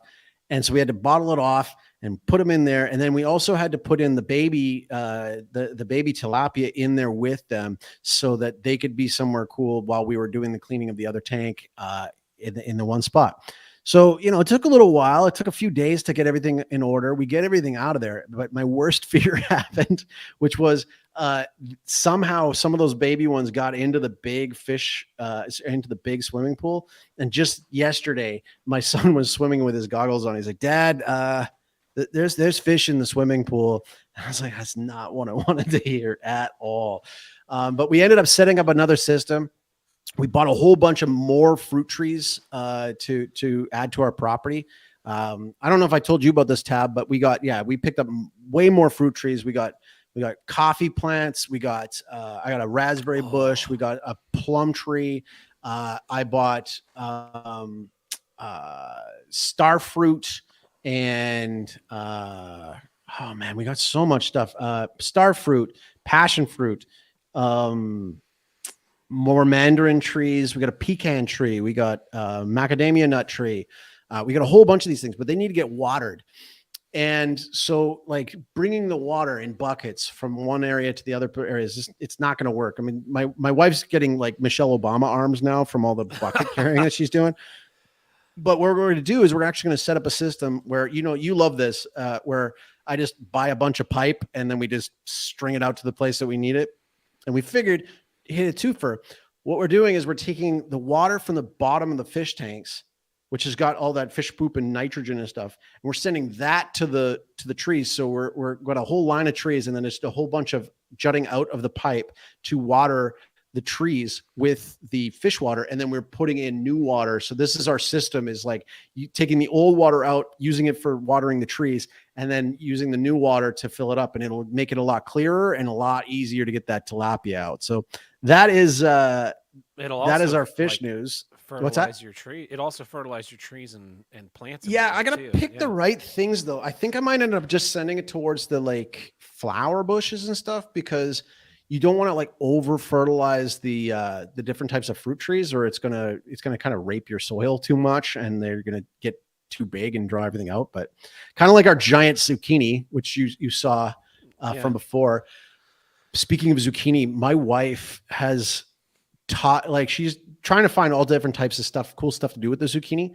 And I learned pickled zucchini is the fucking greatest thing ever. It's better than like pickled cucumber. It's like the best relish. It's amazing, and nobody believed us on it. And we passed it over to my friend who was here, and he's like, he didn't believe me. He tried it. He's like, I'm never going to go back to pickled cucumber again. I don't know why pickled zucchini is not a thing, and it absolutely is amazing. I can't recommend it enough. So I don't know why they call it pickled food. They should just call it food that's gone bad. Food with too much vinegar on it. Pickles bad. Cucumbers bad. You don't like pickles? Never have. You're just whole wrong. life. No, You're just wrong. That's ever all. Since I was a little kid. I've always hated pickles. Always have. I've never had a pickled anything that I was like, oh, this is good. That's unfortunate. I like a lot of pickled stuff. Pickled turnips and pickled radishes, pickled carrots, all that stuff. It's great. Fresh carrots. Yeah, well, we'll get to that eventually. Pickled eggs. Well, yeah, that's a good one. Anyway, well, let's get back to some issues. Here's what I get. Unprofessional development. So I spent most of last week at a conference for theater people, the United States Institute of Theatrical Technology, USITT. Now, people who've listened to the show for a long time remember several years ago I brought in USITT's list of problematic terminology, and we had a good laugh with all of those words. But so USITT was in St. Louis this year, so it's like a no-brainer. Hey, you're in St. Louis, you work in theater, company's going to pay for you guys to go to USITT. And I was like, sweet. I've always wanted to go to USITT. When I was in college and tried to go, other stuff always came up, so I'm going to go. I'm going to sit in some sessions. I'm going to learn some stuff. So I decided to go. And so one of the things that they had going on was you could get like professional headshots made. Like, look at this professional headshot. Look at how fucking professional that guy looks. Wow. You're hired. As long as we hired like 5 other black people and like 7 other women first. But after that, you're totally hired. So I was there to like expand my craft, to learn more about things, get some better development. And the thing was, so I'm going through the session list to try and find things that fit into my wheelhouse, things that maybe I should brush up on. And a lot of the sessions there were very few sessions that were like, so one of the ones I took was stuff about the ANSI code. And the ANSI code is basically a list of standards that apply to the theater industry, that if you follow those standards, you're pretty much not going to be violating OSHA law or other high up laws, and you'll be safe from like legal recourse if something goes wrong. And so it was like, here's basically what because the standards kind of cover so much stuff and there's a lot of nonsense in there. So this one was like, hey, we're going to break these down. This is what you need to focus on in these standards. This is what applies to you. Here are ways that you can use these standards to basically like strong arm your funding organizations to say like, hey, we really need to get this because it's going to cause an accident and we're in violation of these standards. If we meet these standards, we'll exceed OSHA expectations. You're free from a lawsuit. Everyone's happy. That was really interesting. I took a session in rope splicing, that was like, here's how you take a 12-strand rope, splice an eye into it. By splicing an eye into it instead of tying a knot, you retain 80% of the rope's breaking strength. And in fact, when you see the rating on the side of when you buy a rope and it says, here's the rating, if your rope is able to be spliced, the rating is based on a spliced eye. So when it says that this rope has 7,000 pounds breaking strength, you know that if you splice an eye into it instead of tying a knot, this rope will hold 7,000 pounds. How fucking cool is that? I'm like, yeah, that's really cool. The problem with all these fucking sessions is that they were all like 3 p.m. to 4:30, like that window. There were 6 sessions that I wanted to take about lighting, about sound, about rigging, about scenery, about like shop organization, about professional development. And I'm there, like, I'm really the group that this is focused on, like a venue manager who needs to buy stuff on the show floor, who wants to brush up on skills, who's training new employees, who's like recommending employees to other employers, and wants to continue to expand my horizons. And apparently this conference is not made for people like me anymore, because it felt like maybe 2/3 of the sessions were what it's like being in theater as a woman, what it's like being in theater as a person of color, what it's like being in theater in a small minority of this thing, what it's like being in theater being gay. Here's a safe space for this. And it's just like, are you guys here being gay? Yeah. It's like, are you guys in theater? Sorry. Are you guys here to like become better technicians, or are you here to just bitch and moan about how everything in your life isn't perfect? Welcome to fucking life, everybody. Yeah. You work with shitty people sometimes. It sucks. Yeah, you work in shitty environments sometimes. It sucks. But if you need to like fucking wander around as the victim, you're spending it costs like $800 to go to this fucking thing. You're spending that much money. There's all these, instead of fucking staggering the sessions of useful shit, so someone like me can go like from useful thing to useful thing to useful thing to useful thing, I'm stuck choosing and making a Sophie's choice, like, what can I learn the most about today? I hate that. And meanwhile, but if I want to go and like hear and basically be fucking lectured to about why I'm the fucking problem, because, well, tab 1, you're too fucking good at what you do, so you make everyone else look bad, and 2, you're a white man, which is just fucking unacceptable anymore. Which also makes us look bad. And like, I know I'm in the minority at this point in time in my life as a straight white male, as a straight white man in my industry, but more importantly, I'm in the minority in that I really just want to like do my job and like fucking leave. I don't want to be accommodated. And I know this is great. As an employee, it's my job. Work needs to get done. I need to make that work get done. That's where the meat in the middle is. And we're a dying breed, though, man. We're a dying breed. You know, like you're a merit hire, not a diversity hire, or not a feelsy hire, right? Like the fact that, no, but the thing that's true. I mean, like we've talked about this. I don't know if we talked about this or if I just talked about it with my friends, but like the idea of like, for example, like an all male workplace versus like a diverse workplace, or with and it's like all these like huggy feely things. Like none of us care about that shit. I just want to get shit done so that I can get shit done, and then I can rest and chat and do all that kind of stuff in between if I got my shit done, right? Like, you know, that's the point of getting it done well and the first time, so I don't have to do all this other stuff to justify my hours. But in your case, it sounds like here it's just like it was just a fucking hug box, like a wine session. It was a hug box, and I'm so tired of our lives being dictated by not how much you can be the pebble and not be the water. You know, what's funny is, so the stage management professor at my university when I was an undergrad, he was presenting at one of these fucking panels, and one of his like quotes of wisdom in class, and the stage management class, was, you need to be like ball and roll, which is, don't be the pebble, be the water. You gotta just kind of go with it and make the best of what you're able to do. The Ferengi talk about the great material continuum that you like pilot this boat on, and if you if you go well, you can like hit the straits of financial fortune. If you go wrong, you'll come upon the rocks and shoals of financial ruin. And all these fucking people plant their asses on the rocks and shoals of financial ruin and then go like, why has fortune not come to me? You have to pilot yourself into it. And the way you do that is by, like, when someone says, like, you can't do this, you're a woman, you go, hey, why don't you get fucked? And then go do it anyway. But instead it's like, all these people told me I couldn't do it because I'm a woman. That was unfair. It wasn't right. Like, what did you do about it? You fucking got together with a bunch of people and just bitched and moaned.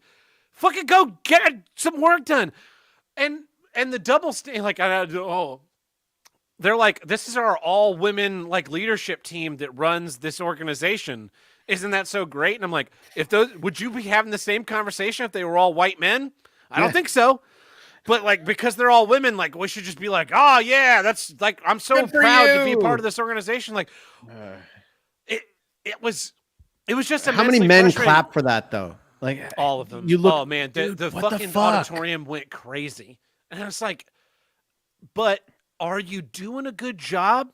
And I'm not saying they're not doing a good job, but like, again, regardless of gender and race, religion, creed, or any of the other things that you're able to discriminate about, did the job get done? Did it get done well? Then you're successful. But it's like, we just have to wallow in the self-pity and rack up as many victim points as we can to then be like, well, yeah, I haven't made it, but I have all these victim points, so I must be great. It's like, are you though? Like, we used to be so proud of ourselves for overcoming great struggle, and now it's just like, no, we got to go here. And instead of someone being up there and being like, nobody cares. Nobody cares if you're a woman or a person of color or over 30 or under 30. They do. Or a They Jew do. or a Gentile or a Buddhist or anything. What they care about is, do you create good work and are you easy to work with? Can you fill those two things? Can you fill one of them? But no, it's just like, oh no, it's totally valid. You should feel valid for when someone talks to you. Someone's not criticizing your design work because your design is bad. They're criticizing your design work because they're a racist, misogynist, homophobe, transphobe, bigot, whatever. And it's like, but also your design is bad. Like, we don't need to learn from our mistakes. You should just be able to keep making mistakes until you're dead. Well, because they killed meritocracy, right? So merit's dead. Merit's dead. The other thing is like, it goes back to that old idiom. It's like, strong men create good times. Good times create weak men. Weak men create bad times. Bad times create strong men. And then you go around the circle over and over again. We're just in a bad time, right? Yeah. And like, are we going to come out of it? I don't know. My wife was just talking about this.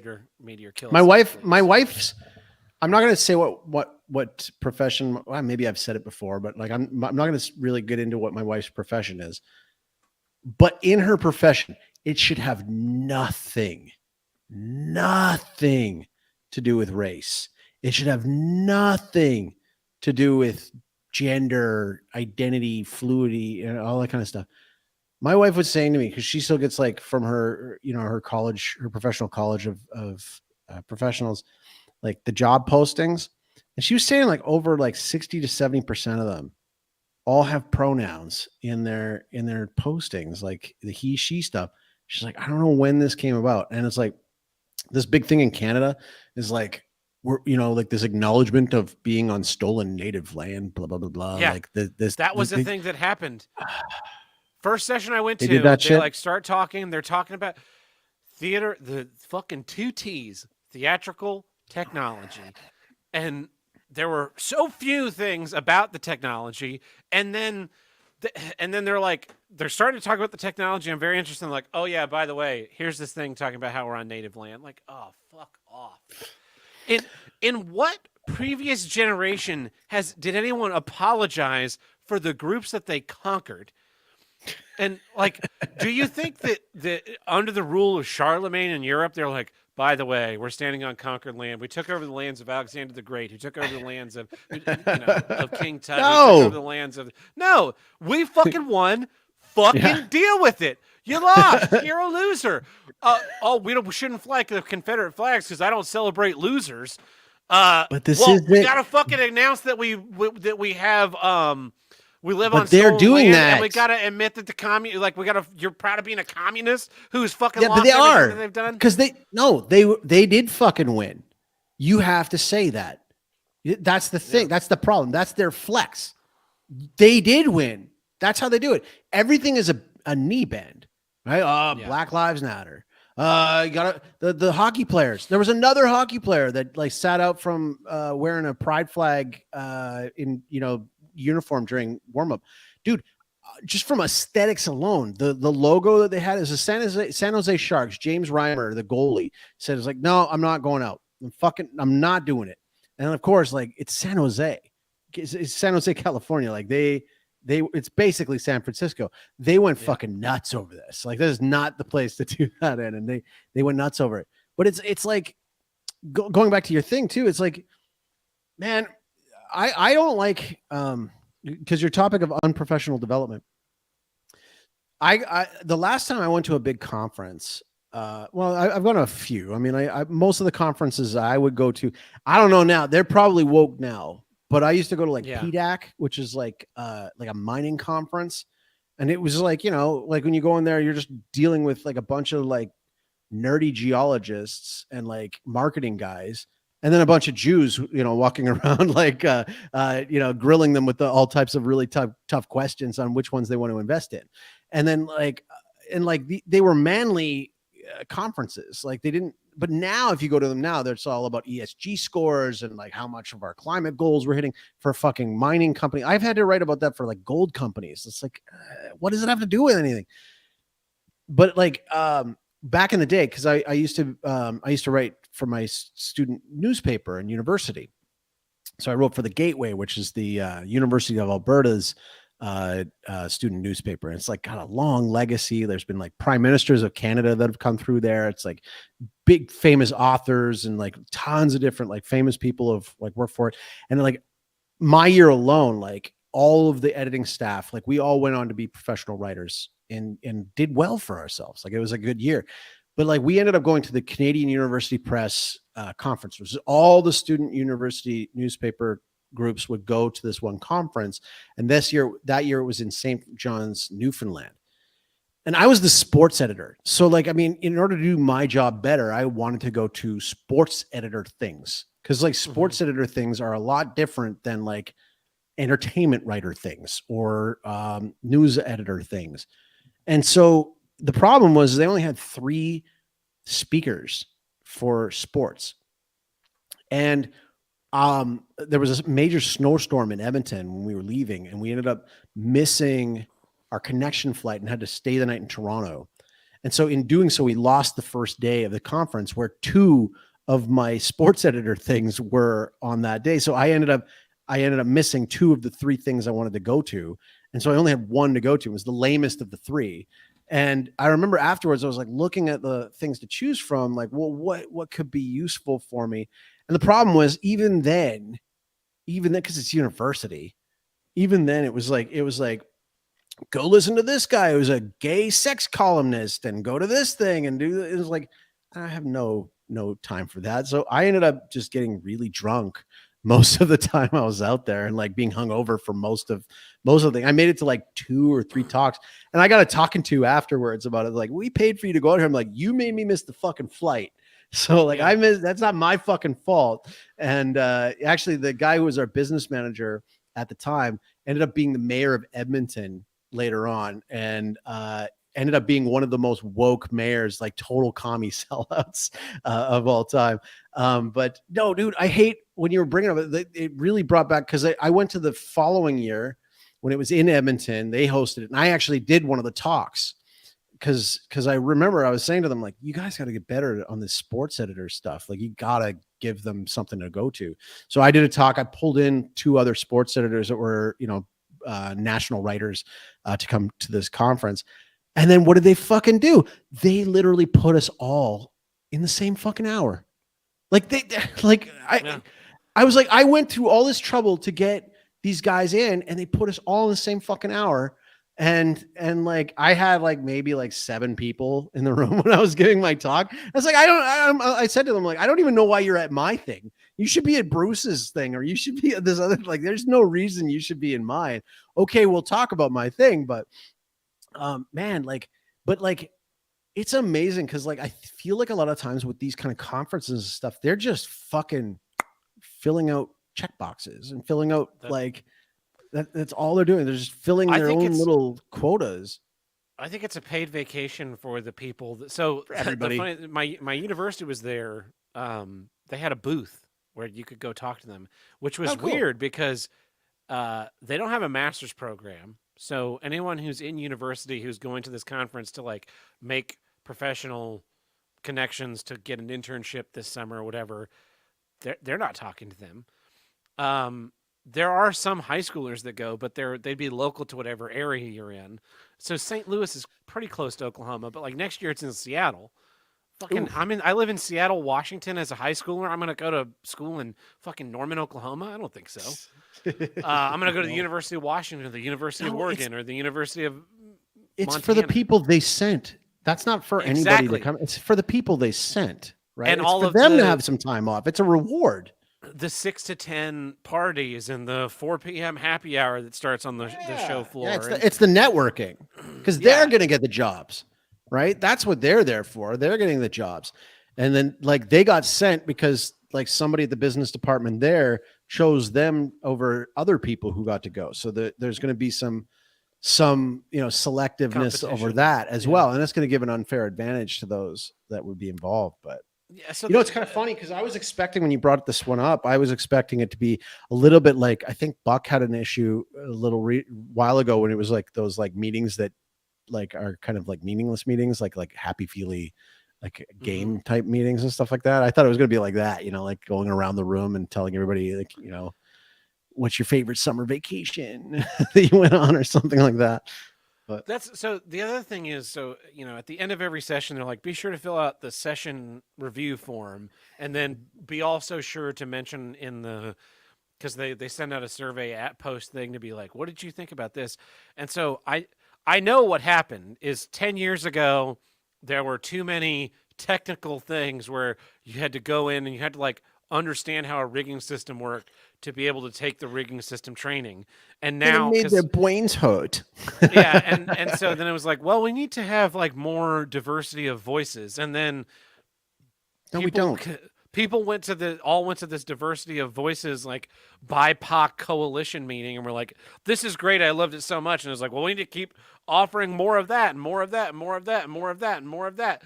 And it's just like, it's this feedback loop has come because people like me aren't going to fill out the survey. I don't fucking care. I don't have the time to dedicate to you to pat you on the back for what you did. It was a good session or you don't. Yeah. And so like those skill-based ones, those technology-based ones, those things just slowly are going to filter out until it's just people like meeting to have drinks. And because the other thing is, when I'm walking around afterwards, when I was in college, they were always like, oh, you got to go to USITT. You got to go to USITT. It's great for networking. It's great for networking. It's great for networking. There were 1,000 people there, 2,000. I don't fucking know. I don't think I sat next to anyone the same, like twice. So I can't imagine if I was a college student and I went to one of these employers that's like taking resumes or doing talking and networking. I can't imagine any of those people remember my name to say. You'd have to be so good at first impressions. Yeah. And you'd have to be so... So it's just like, it's not going to happen. Sure, I got a nice headshot and I got some like swag stuff. And I did learn a little bit about theaters in Norway and 3D mapping buildings and my drafting. You need to be the tab that was in that store and saw the guy from that like union that you needed. You need to be that guy. You need to be that guy at that thing. That's and I don't the think networking that works. Yeah, but I don't think you could pull that off for a whole conference without losing your mind. Yeah. Yeah, you'd have to be like so it would be I personally couldn't do it. It'd be so exhausting to be that kind of on and memorable all the time. And so like I feel like the whole thing's a lie, and I feel like it's just going to devolve into more and more of this thing that Arrested Development retards our growth as artists, retards our growth as technicians, and rewards mediocrity. No one there is, nothing is amazing, nothing is interesting, and I just spend the whole time being like, the rigging stuff that I went to, very obviously, it's funny because like demographically, you go to certain sessions, like a rigging, people are afraid of rigging, people are afraid of sound. The sound, probably 70-30. The rigging, 95-5, male to female ratio. The AR, augmented reality theater experience, a lot of women at that one. I didn't go to any of the like BIPOC women bitch sessions, but I'm you sure didn't. No. I'm sure those had a lot more. You should have gone to one just for the comedic purposes. I should have. Just, yeah, taking notes. I thought asking about it questions. I have a question.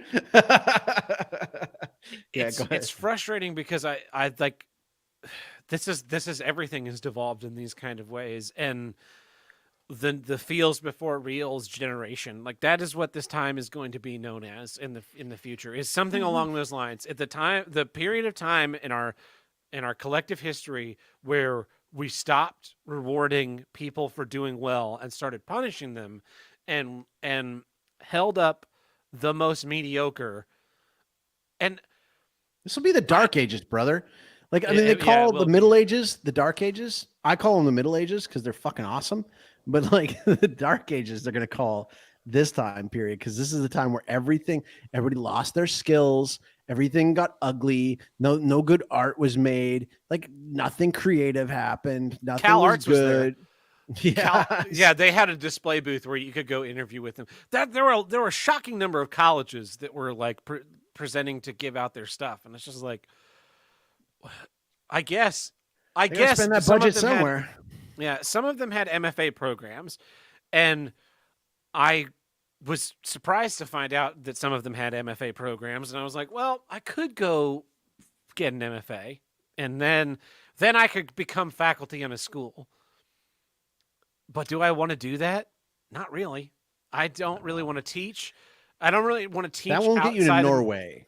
I don't want to teach outside the capacity of the way I teach currently, which is small groups of students in a very technically specific manner.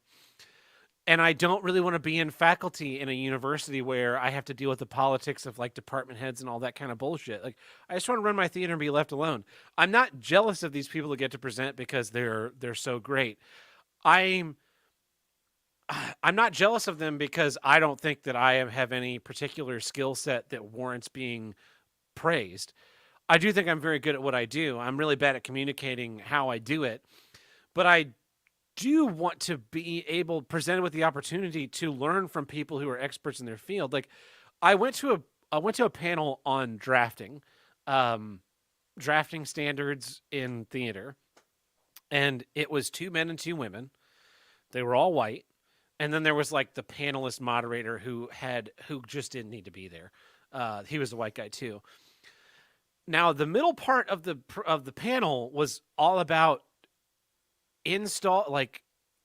networking and electrical install drafting paperwork, which is not the kind of paperwork that anybody in that room is going to be doing. I'm sure the lady presenting on it is very good at it. Her drafting all looked very good, but it wasn't really applicable to what I think the people in the room needed, especially not myself, because when you're an engineer doing an installation in a building, you provide those. These are more people that are like, now some of those college students may want to go become engineers, but they could go learn that then. It should be a session. It just shouldn't be in the drafting standard session because people aren't like standardly drafting that engineering shit.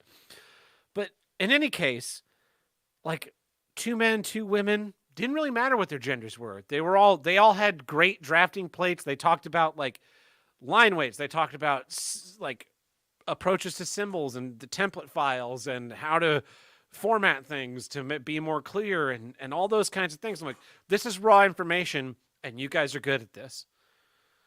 This is stuff I can soak up. I'm really interested in it. And it really doesn't matter that you're women or men. You're obviously good at doing this.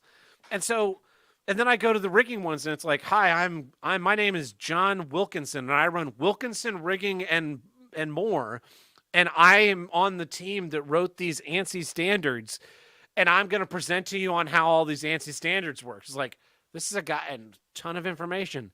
But then you go, like, you sit in on some of these, and it's like, I'm a lighting designer, and I do like small regional theaters primarily. And then you like look at the credits, and it's like, it's like companies that build their identity around being victims, right, and diverse. Yeah. And it's like, well, okay, going back to the Home Depot guy. I remember when I was in college, I was sent an application to sound design a show, and on the thing it was like, it said, we prioritize people of underrepresented people of color and women and this and that. And I was just like, why am I applying for this? They hate you. I'll never. I even someone equally qualified to me, a woman, a minority, a gay person, that person's going to get the job. If we're equal, even if I'm 20% better, they're getting the job. 50% better, they're getting the job, because it's more important to be something than to be good. And it's more important to show up to a conference and blow a week talking about how things are so hard. We're underrepresented. We're victimized. We're this, we're that. Instead of just going like, hey, here are ways to make your stuff better. What if your stuff was just better? Just make your stuff better. I want my stuff to be better. I want my stuff to be the best of my ability. And if you're doing a better thing, that's great. If you're doing a worse thing, maybe I can help learn you something. But when it's like, oh, your stuff's good, but you're a man and you're straight and you're white and you don't like prop yourself up by going like, I'm an autistic lighting and sound designer who battles with my tics and my need to like straighten your business cards on your display table because because I'm a fucking lunatic. I'm not propped up like that. Here are my sound design packages. Here are my lighting design packages. Here's what I'm good at. What do you think? Well, what are you like as a person? I'm fairly easy to get along with. I like to make jokes, and I like to make sure that people are like not miserable around me. But what are your pronouns? Who fucking cares, man? Who fucking look at me? What do you fucking think they are? It's so funny, like, you guys were talking about, I think you and Buck were bringing up about the guy who did the horns on the theme song, right? On the Here's What I Don't Get theme song. It's my one of my best friends growing up. It's one of his co-workers from the Calgary Philharmonic Orchestra, and who is a globally recognized composer. And I used to know that world better than I ever thought I would know it. And so like my buddy, like you want to go to, Scandinavia yourself, and he's basically living in Scandinavia. And the thing is like, that is a very, very, very challenging world to get a job in. And the way that it was always set up was a blind audition. So they do not see you, and you play, and like you play on a recording, you send it in, then you get invited to come and do the audition. Now you have to like front your own bill to fly out there. My buddy plays double bass. Like that's like bringing a coffin with you everywhere you go. It's a giant instrument. And you have to play, and the pressure, you got this one shot, you got to play it perfect. And I just read recently, and you sight read them. They give you a sheet, Yep. and you have to play that thing. Have Yep. you not seen it? Yep. Yeah. And there's a curtain set up, and so there's a panel on one side. that's you walk in, never see perfect each other. meritocracy. Yeah. And they're getting rid of it. They are. Yeah, they're Because getting rid of it they're because it's not they're diverse enough. not representative. And it's like, yeah, but they're the best. Doesn't matter. Yeah. Well, they're not even the best anymore. They're the best that they could get at that time, because once they get hired, they get tenure, and then they're there for fucking ever, and they can hurt their hand, and they can like ruin their ability to play, but you can't fire them. So then all of a sudden, the quality of your orchestra is based on, like, it's like the Senate in Canada. It's like you got to wait until they die, or the Supreme Court. You know, it's like you got to wait until they die. It was the best we could get at the time. And it's brutal, but yeah, man, that's a good issue though. I mean, it's frustrating when you go to those kind of things. Everybody goes to one or two at some point in time. Oh. That's why I like what I do. It's because I go to like these manly conferences that are mostly men, and you just shoot the shit. And that's how actually I got down to Paraguay. Is I met a guy at one of those mining conferences that got me the job down here, or offered me a job down here. Anyway, go ahead. Don't tell my job I said any of this, because I am definitely going next year, because it's in Seattle, and Seattle is the mecca of glass blowing in the United States. So if I can leverage the company to pay for me to go visit all the glass museums and like the Chihuly Garden, hey man, Seattle, I'll fucking do we it. got Seattle viewers, and I got Seattle contacts. And while you're up there, yeah, even my priest, my spiritual director from Calgary, is now in Seattle, and it's funny because he talks about it, because like he got basically put in the belly of the beast. Oh yeah, but like where there's a lot of sin, you have a really good trad group. You know, like they're holding the gates. You know, but yeah, man, good issue. Yeah. Well, this has been Here's What I Don't Get. I'm Tad Burt. I'm El Chaco. We'll catch you guys next week. Ciao, ciao.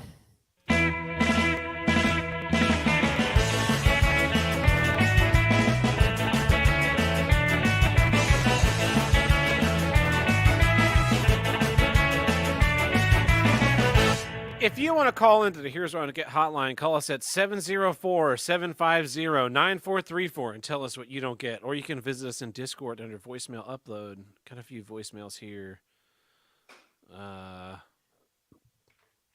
No Chaco haters this week? I can't tell yet. Let's see. What's up, Tab and other co-hosts? I think it's Buck this week. I just wanted to call and talk about recruitment portals and the hell that I'm going through. This is player 4, by the way. I'm driving, so it's probably pretty noisy. Anyway, you really hit the nail on the head with that fucking thing. I can't stand those recruitment portals either. I'm currently looking for a job that I have zero qualifications for in IT. I mean, I don't have zero qualifications. I'm just looking to get an entry-level tech support job. I'm looking to move into the industry. But I have zero fucking work experience. I have certifications, classes, I'm in school and stuff for it. I just want to get my fucking foot in the door somewhere. And those portals like Indeed and stuff, it'll show me all these jobs. I've applied to like 130 different jobs, and it'll show them to you, but then instantly throws your application into the void, like you said. Like, why the fuck are you even showing me these jobs? Why don't you give me, like, jobs that I actually have a decent shot for, and then maybe I could write a cover letter or something for them, and then that way, you know, maybe they would have a better shot of hiring me. I don't know. But instead, it's just, like you said, right into the void. Fucking stupid. I mean, I get it, you know, like, I don't know. A tip, I guess, for everybody, because I've gotten a couple interviews and stuff, for anybody in this, is go to the company's website, and if you see their job application on Indeed, and they might have their own hiring portal through there, and then if you apply through there, you have a better shot of getting a fucking call. Anyway, that's all. Sorry for rambling. Goodbye. Yeah, that's a good suggestion, is to go to direct to the website and apply there. Unfortunately, the direct to the website has you apply through Indeed for the one I applied for. Yeah. But I was curious. So we recorded the episode last week, and it was on the 13th. I received 7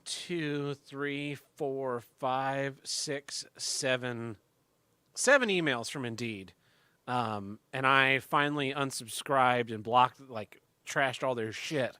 I think on Thursday of last week. It was while I was at the conference, so it was Thursday or maybe Friday. But yeah, I was pretty fucking annoyed. There's too many emails, Indeed, you sons of bitches. I was gonna say real quick, like I was just reading an article about this the other day, and it's like something like 60% of job postings are fake. Like the companies will put them out there with no effort at all to actually fill them, because what it does is it fakes it out there, so it'll give the impression to your employees that like, yeah, we're expanding and we're gonna take care of you by making sure that your workload isn't that bad, but they don't actually fill them. Or they put it out there so that investors look and think, oh, they're growing. Like they're growing, they're taking, and they leave these things up and they refill, like they redo them over and over again. They never fill them, and they're just like wasting people's time, like your time and Indeed's time and everybody's time. But like they don't care, because it's just a way to like keep their name out there. It's almost like free advertising, just to be like, yeah, we're growing, we're a strong company. Look at us, we're hiring, sort of, So we're always hiring. We're always hiring. Like always, yeah. Are you never actually filling them in. Here's another one from the voicemail hotline. Hey, so this is a call for Tab. This is a very unconventional way of me trying to get a hold of you. I just don't know how exactly else to get a hold of you. This is a good way. I don't know if you've been listening to the Biggest Problem in the Universe as of lately, but Vito's been asking for input on, well, not input, but fan interaction from the stingers and things of that nature. I have, I think, a fairly decent idea when it comes to a stinger based on Biggest Problem in the Universe, based on Matt X's "I'm the Greatest in the World," or well, "I'm the Greatest" song. I emailed Sean about it. I don't know if he'll respond to me in any amount of time soon. I don't think you're even. I don't think you can even get a hold of him. If you can, that'd be awesome. I'm not too certain about either way. But I would love for you to sing lyrics instead of me, because I don't have a voice for it. I'm not a very musically talented person. I just have a decent idea based on the lyrics I've heard. I'd like your input on them, if at nothing else. Unfortunately, the most available to find online is like an 8-bit rendition of "I'm the Greatest" on, I think it was SoundCloud, I believe. So this is for Tab. If he wants to call me back, I'd really appreciate it. Beep out his number if he gives it. Maybe not call me back. If you could shoot me a text, if at all possible. 719-459-6211. We don't need people giving this guy a hard time. All right, you've got the number. Yeah, he continues on. There. Yeah. Love you, Tab. Your appearances on WATP are absolutely fucking phenomenal. If you really wanted to sing the lyrics on a potential singer for Biggest Problem, it'd be super awesome. If not, it's all good, man.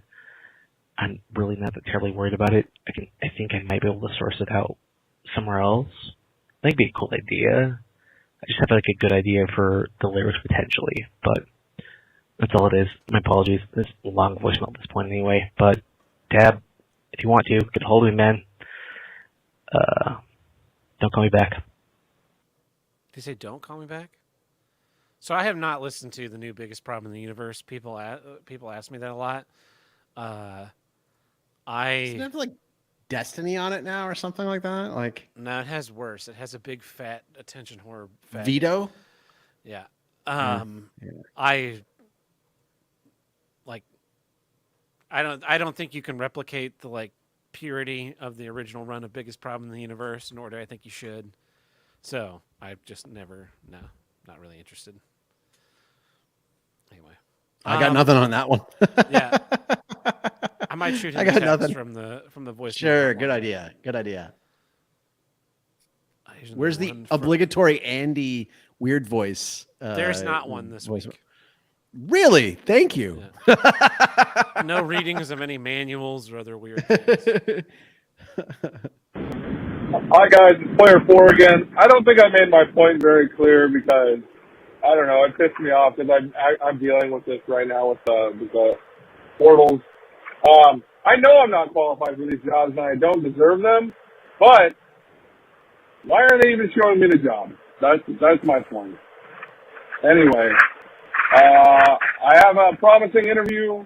Well, I already had a good interview with them, but a promising second interview, so wish me luck. I did lie to get the job, but you know, you got to do what you got to do, right? So, goodbye. Yeah, I mean, I think that goes. Tim might have brought this in years ago, but or maybe it's just something he and I talked about. But it's like those portals where your stuff goes in the void. The not even getting a hey, sorry, job's filled, or we're looking for something different, or you know, whatever, like platitudinal bullshit. Just the acknowledgement, like, hey, would like to say that we recognize that you're alive and you applied for a job. Like, it's all weird. right, Like, you ever get one of those though? You ever like? Yeah. When you, no, so you ever, I applied. I for a have job gotten in one of those. South- They're weird. Like it was like, sorry, you know, it's not a fit. Whoa, you fucking took the energy to send me that. That's like I don't even know what to think about that. That's See, I prefer that because at least then it's you're not sitting there in hope of like, oh well, maybe they're gonna call, maybe they're gonna call, maybe they're guess gonna call. so. But then to me, it's like you got like 5 people that applied, and I ain't even in your top 5. You know what I mean? Like if you got the energy to send it out. I applied for a job during the scamdemic to a theater in South Dakota, and I got an email back from them that was like, it was kind of gushing almost. It was like, this is a really impressive resume. We would love to hire you. Unfortunately, you're we are white, completely so. shut down. Oh. And, we're not really sure how you found this job posting, and I was like, what's on your fucking website? But they gave me resume and cover letter feedback and I was so that was helpful. I mean, that might have influenced my ability to get this job that I have now in St. Louis, but I appreciated it because it was like, okay, you know, we've now solved this issue. We don't have to, you know, I don't have to come back to this later. I now know that there are no theaters open in the entirety of the country because I applied for a job in South Dakota because South Dakota opened up first. And I was like, well, fuck, I'll go back to work. Yeah, and Christian, there was this boom. job listing. Yeah. It was a cool job too. It was like the technical director of this little theater, and the theater did a bunch of shows a year, and it was a small town, so it's pretty clear that was the game in town, was that place. Okay. And they would do movie screenings, and they did a handful of shows. That'd be an awesome job. Yeah, and I was like, that could be kind of cool. South Dakota's kind of based, I guess. I don't know. Yeah. You said they opened up. Live free or die. That's New Hampshire, though. Yeah. Any more? Yeah, no, that's it. I have not had the interview for the job that I applied for on Indeed yet. That's going to be next week, so I'll fill everyone in. Good luck. Yeah, I don't really. It's just like spare free time job. It's not like I'm not making a career change. I'm just like, I need something to do this summer that isn't my job because my job is going to be boring as fuck. Bonus episodes. Lots of bonus episodes. Yeah, I should be able to do that still too. I'm happy because our time difference just got narrowed by 1 hour, and it'll be 1 more hour after this next weekend because we fall back. You guys sprung forward. And so you and I will only have a 2-hour difference. That makes it easier because you know, I can't do these 9 o'clock starts, you know, going till 11:30 all the time. It's not easy. I gotta sneak. I gotta go outside.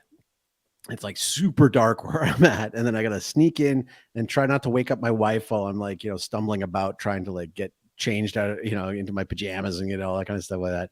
And so that extra hours, well, the extra 2 hours is going to make such a big difference. And you and I are going to do some more bonus stuff together. I really, to kind of repitch the bonus episodes and stuff like that. Like, I really enjoyed the Buck and Tony one that you just released just recently. It was funny because the way it started, I was like, I could tell I was getting trolled. I was getting baited, and I was like, but it turned out really good. And I think that as time frees up, we're going to do a lot of catch up on these things here, and more movie reviews, more commentaries, and all that kind of stuff is to come. I finally got my DVD copy of No Holds Barred. So I will be shooting that over to you as well, so we can do a Hulk Hogan movie review or a commentary. I think it's worth it because legend has it that him and Vince McMahon rewrote the script on a coke binge weekend in Las Vegas, and you can tell.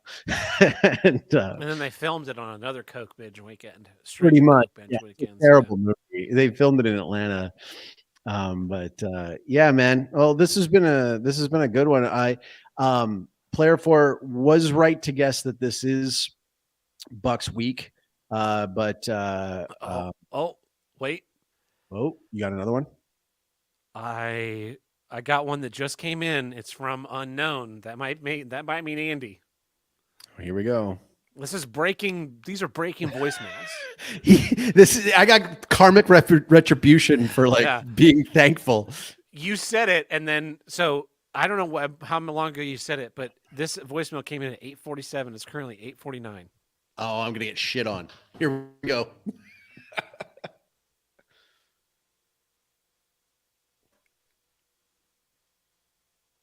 Why is nothing?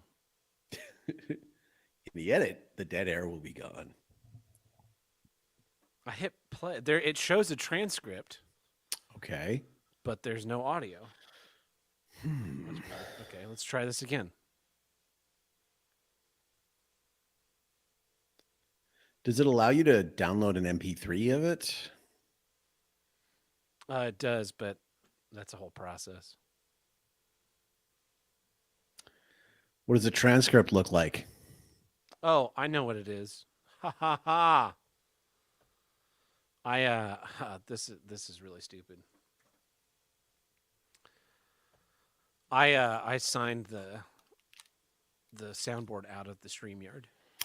Oh, can you sign it back in, or is it gone? I'm doing that right now. Please stand by. Here we go. Yes, I'm not real sure who you are, but you may wind up in the back of a police car. You're texting my daughter. Her name is Cassie, and she is very young lassie. In fact, she's 16, or should I say almost. I would suggest that you lose her number.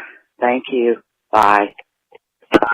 So someone's using the voicemail line to text some girl. Or not me. Fuck with again. Yeah.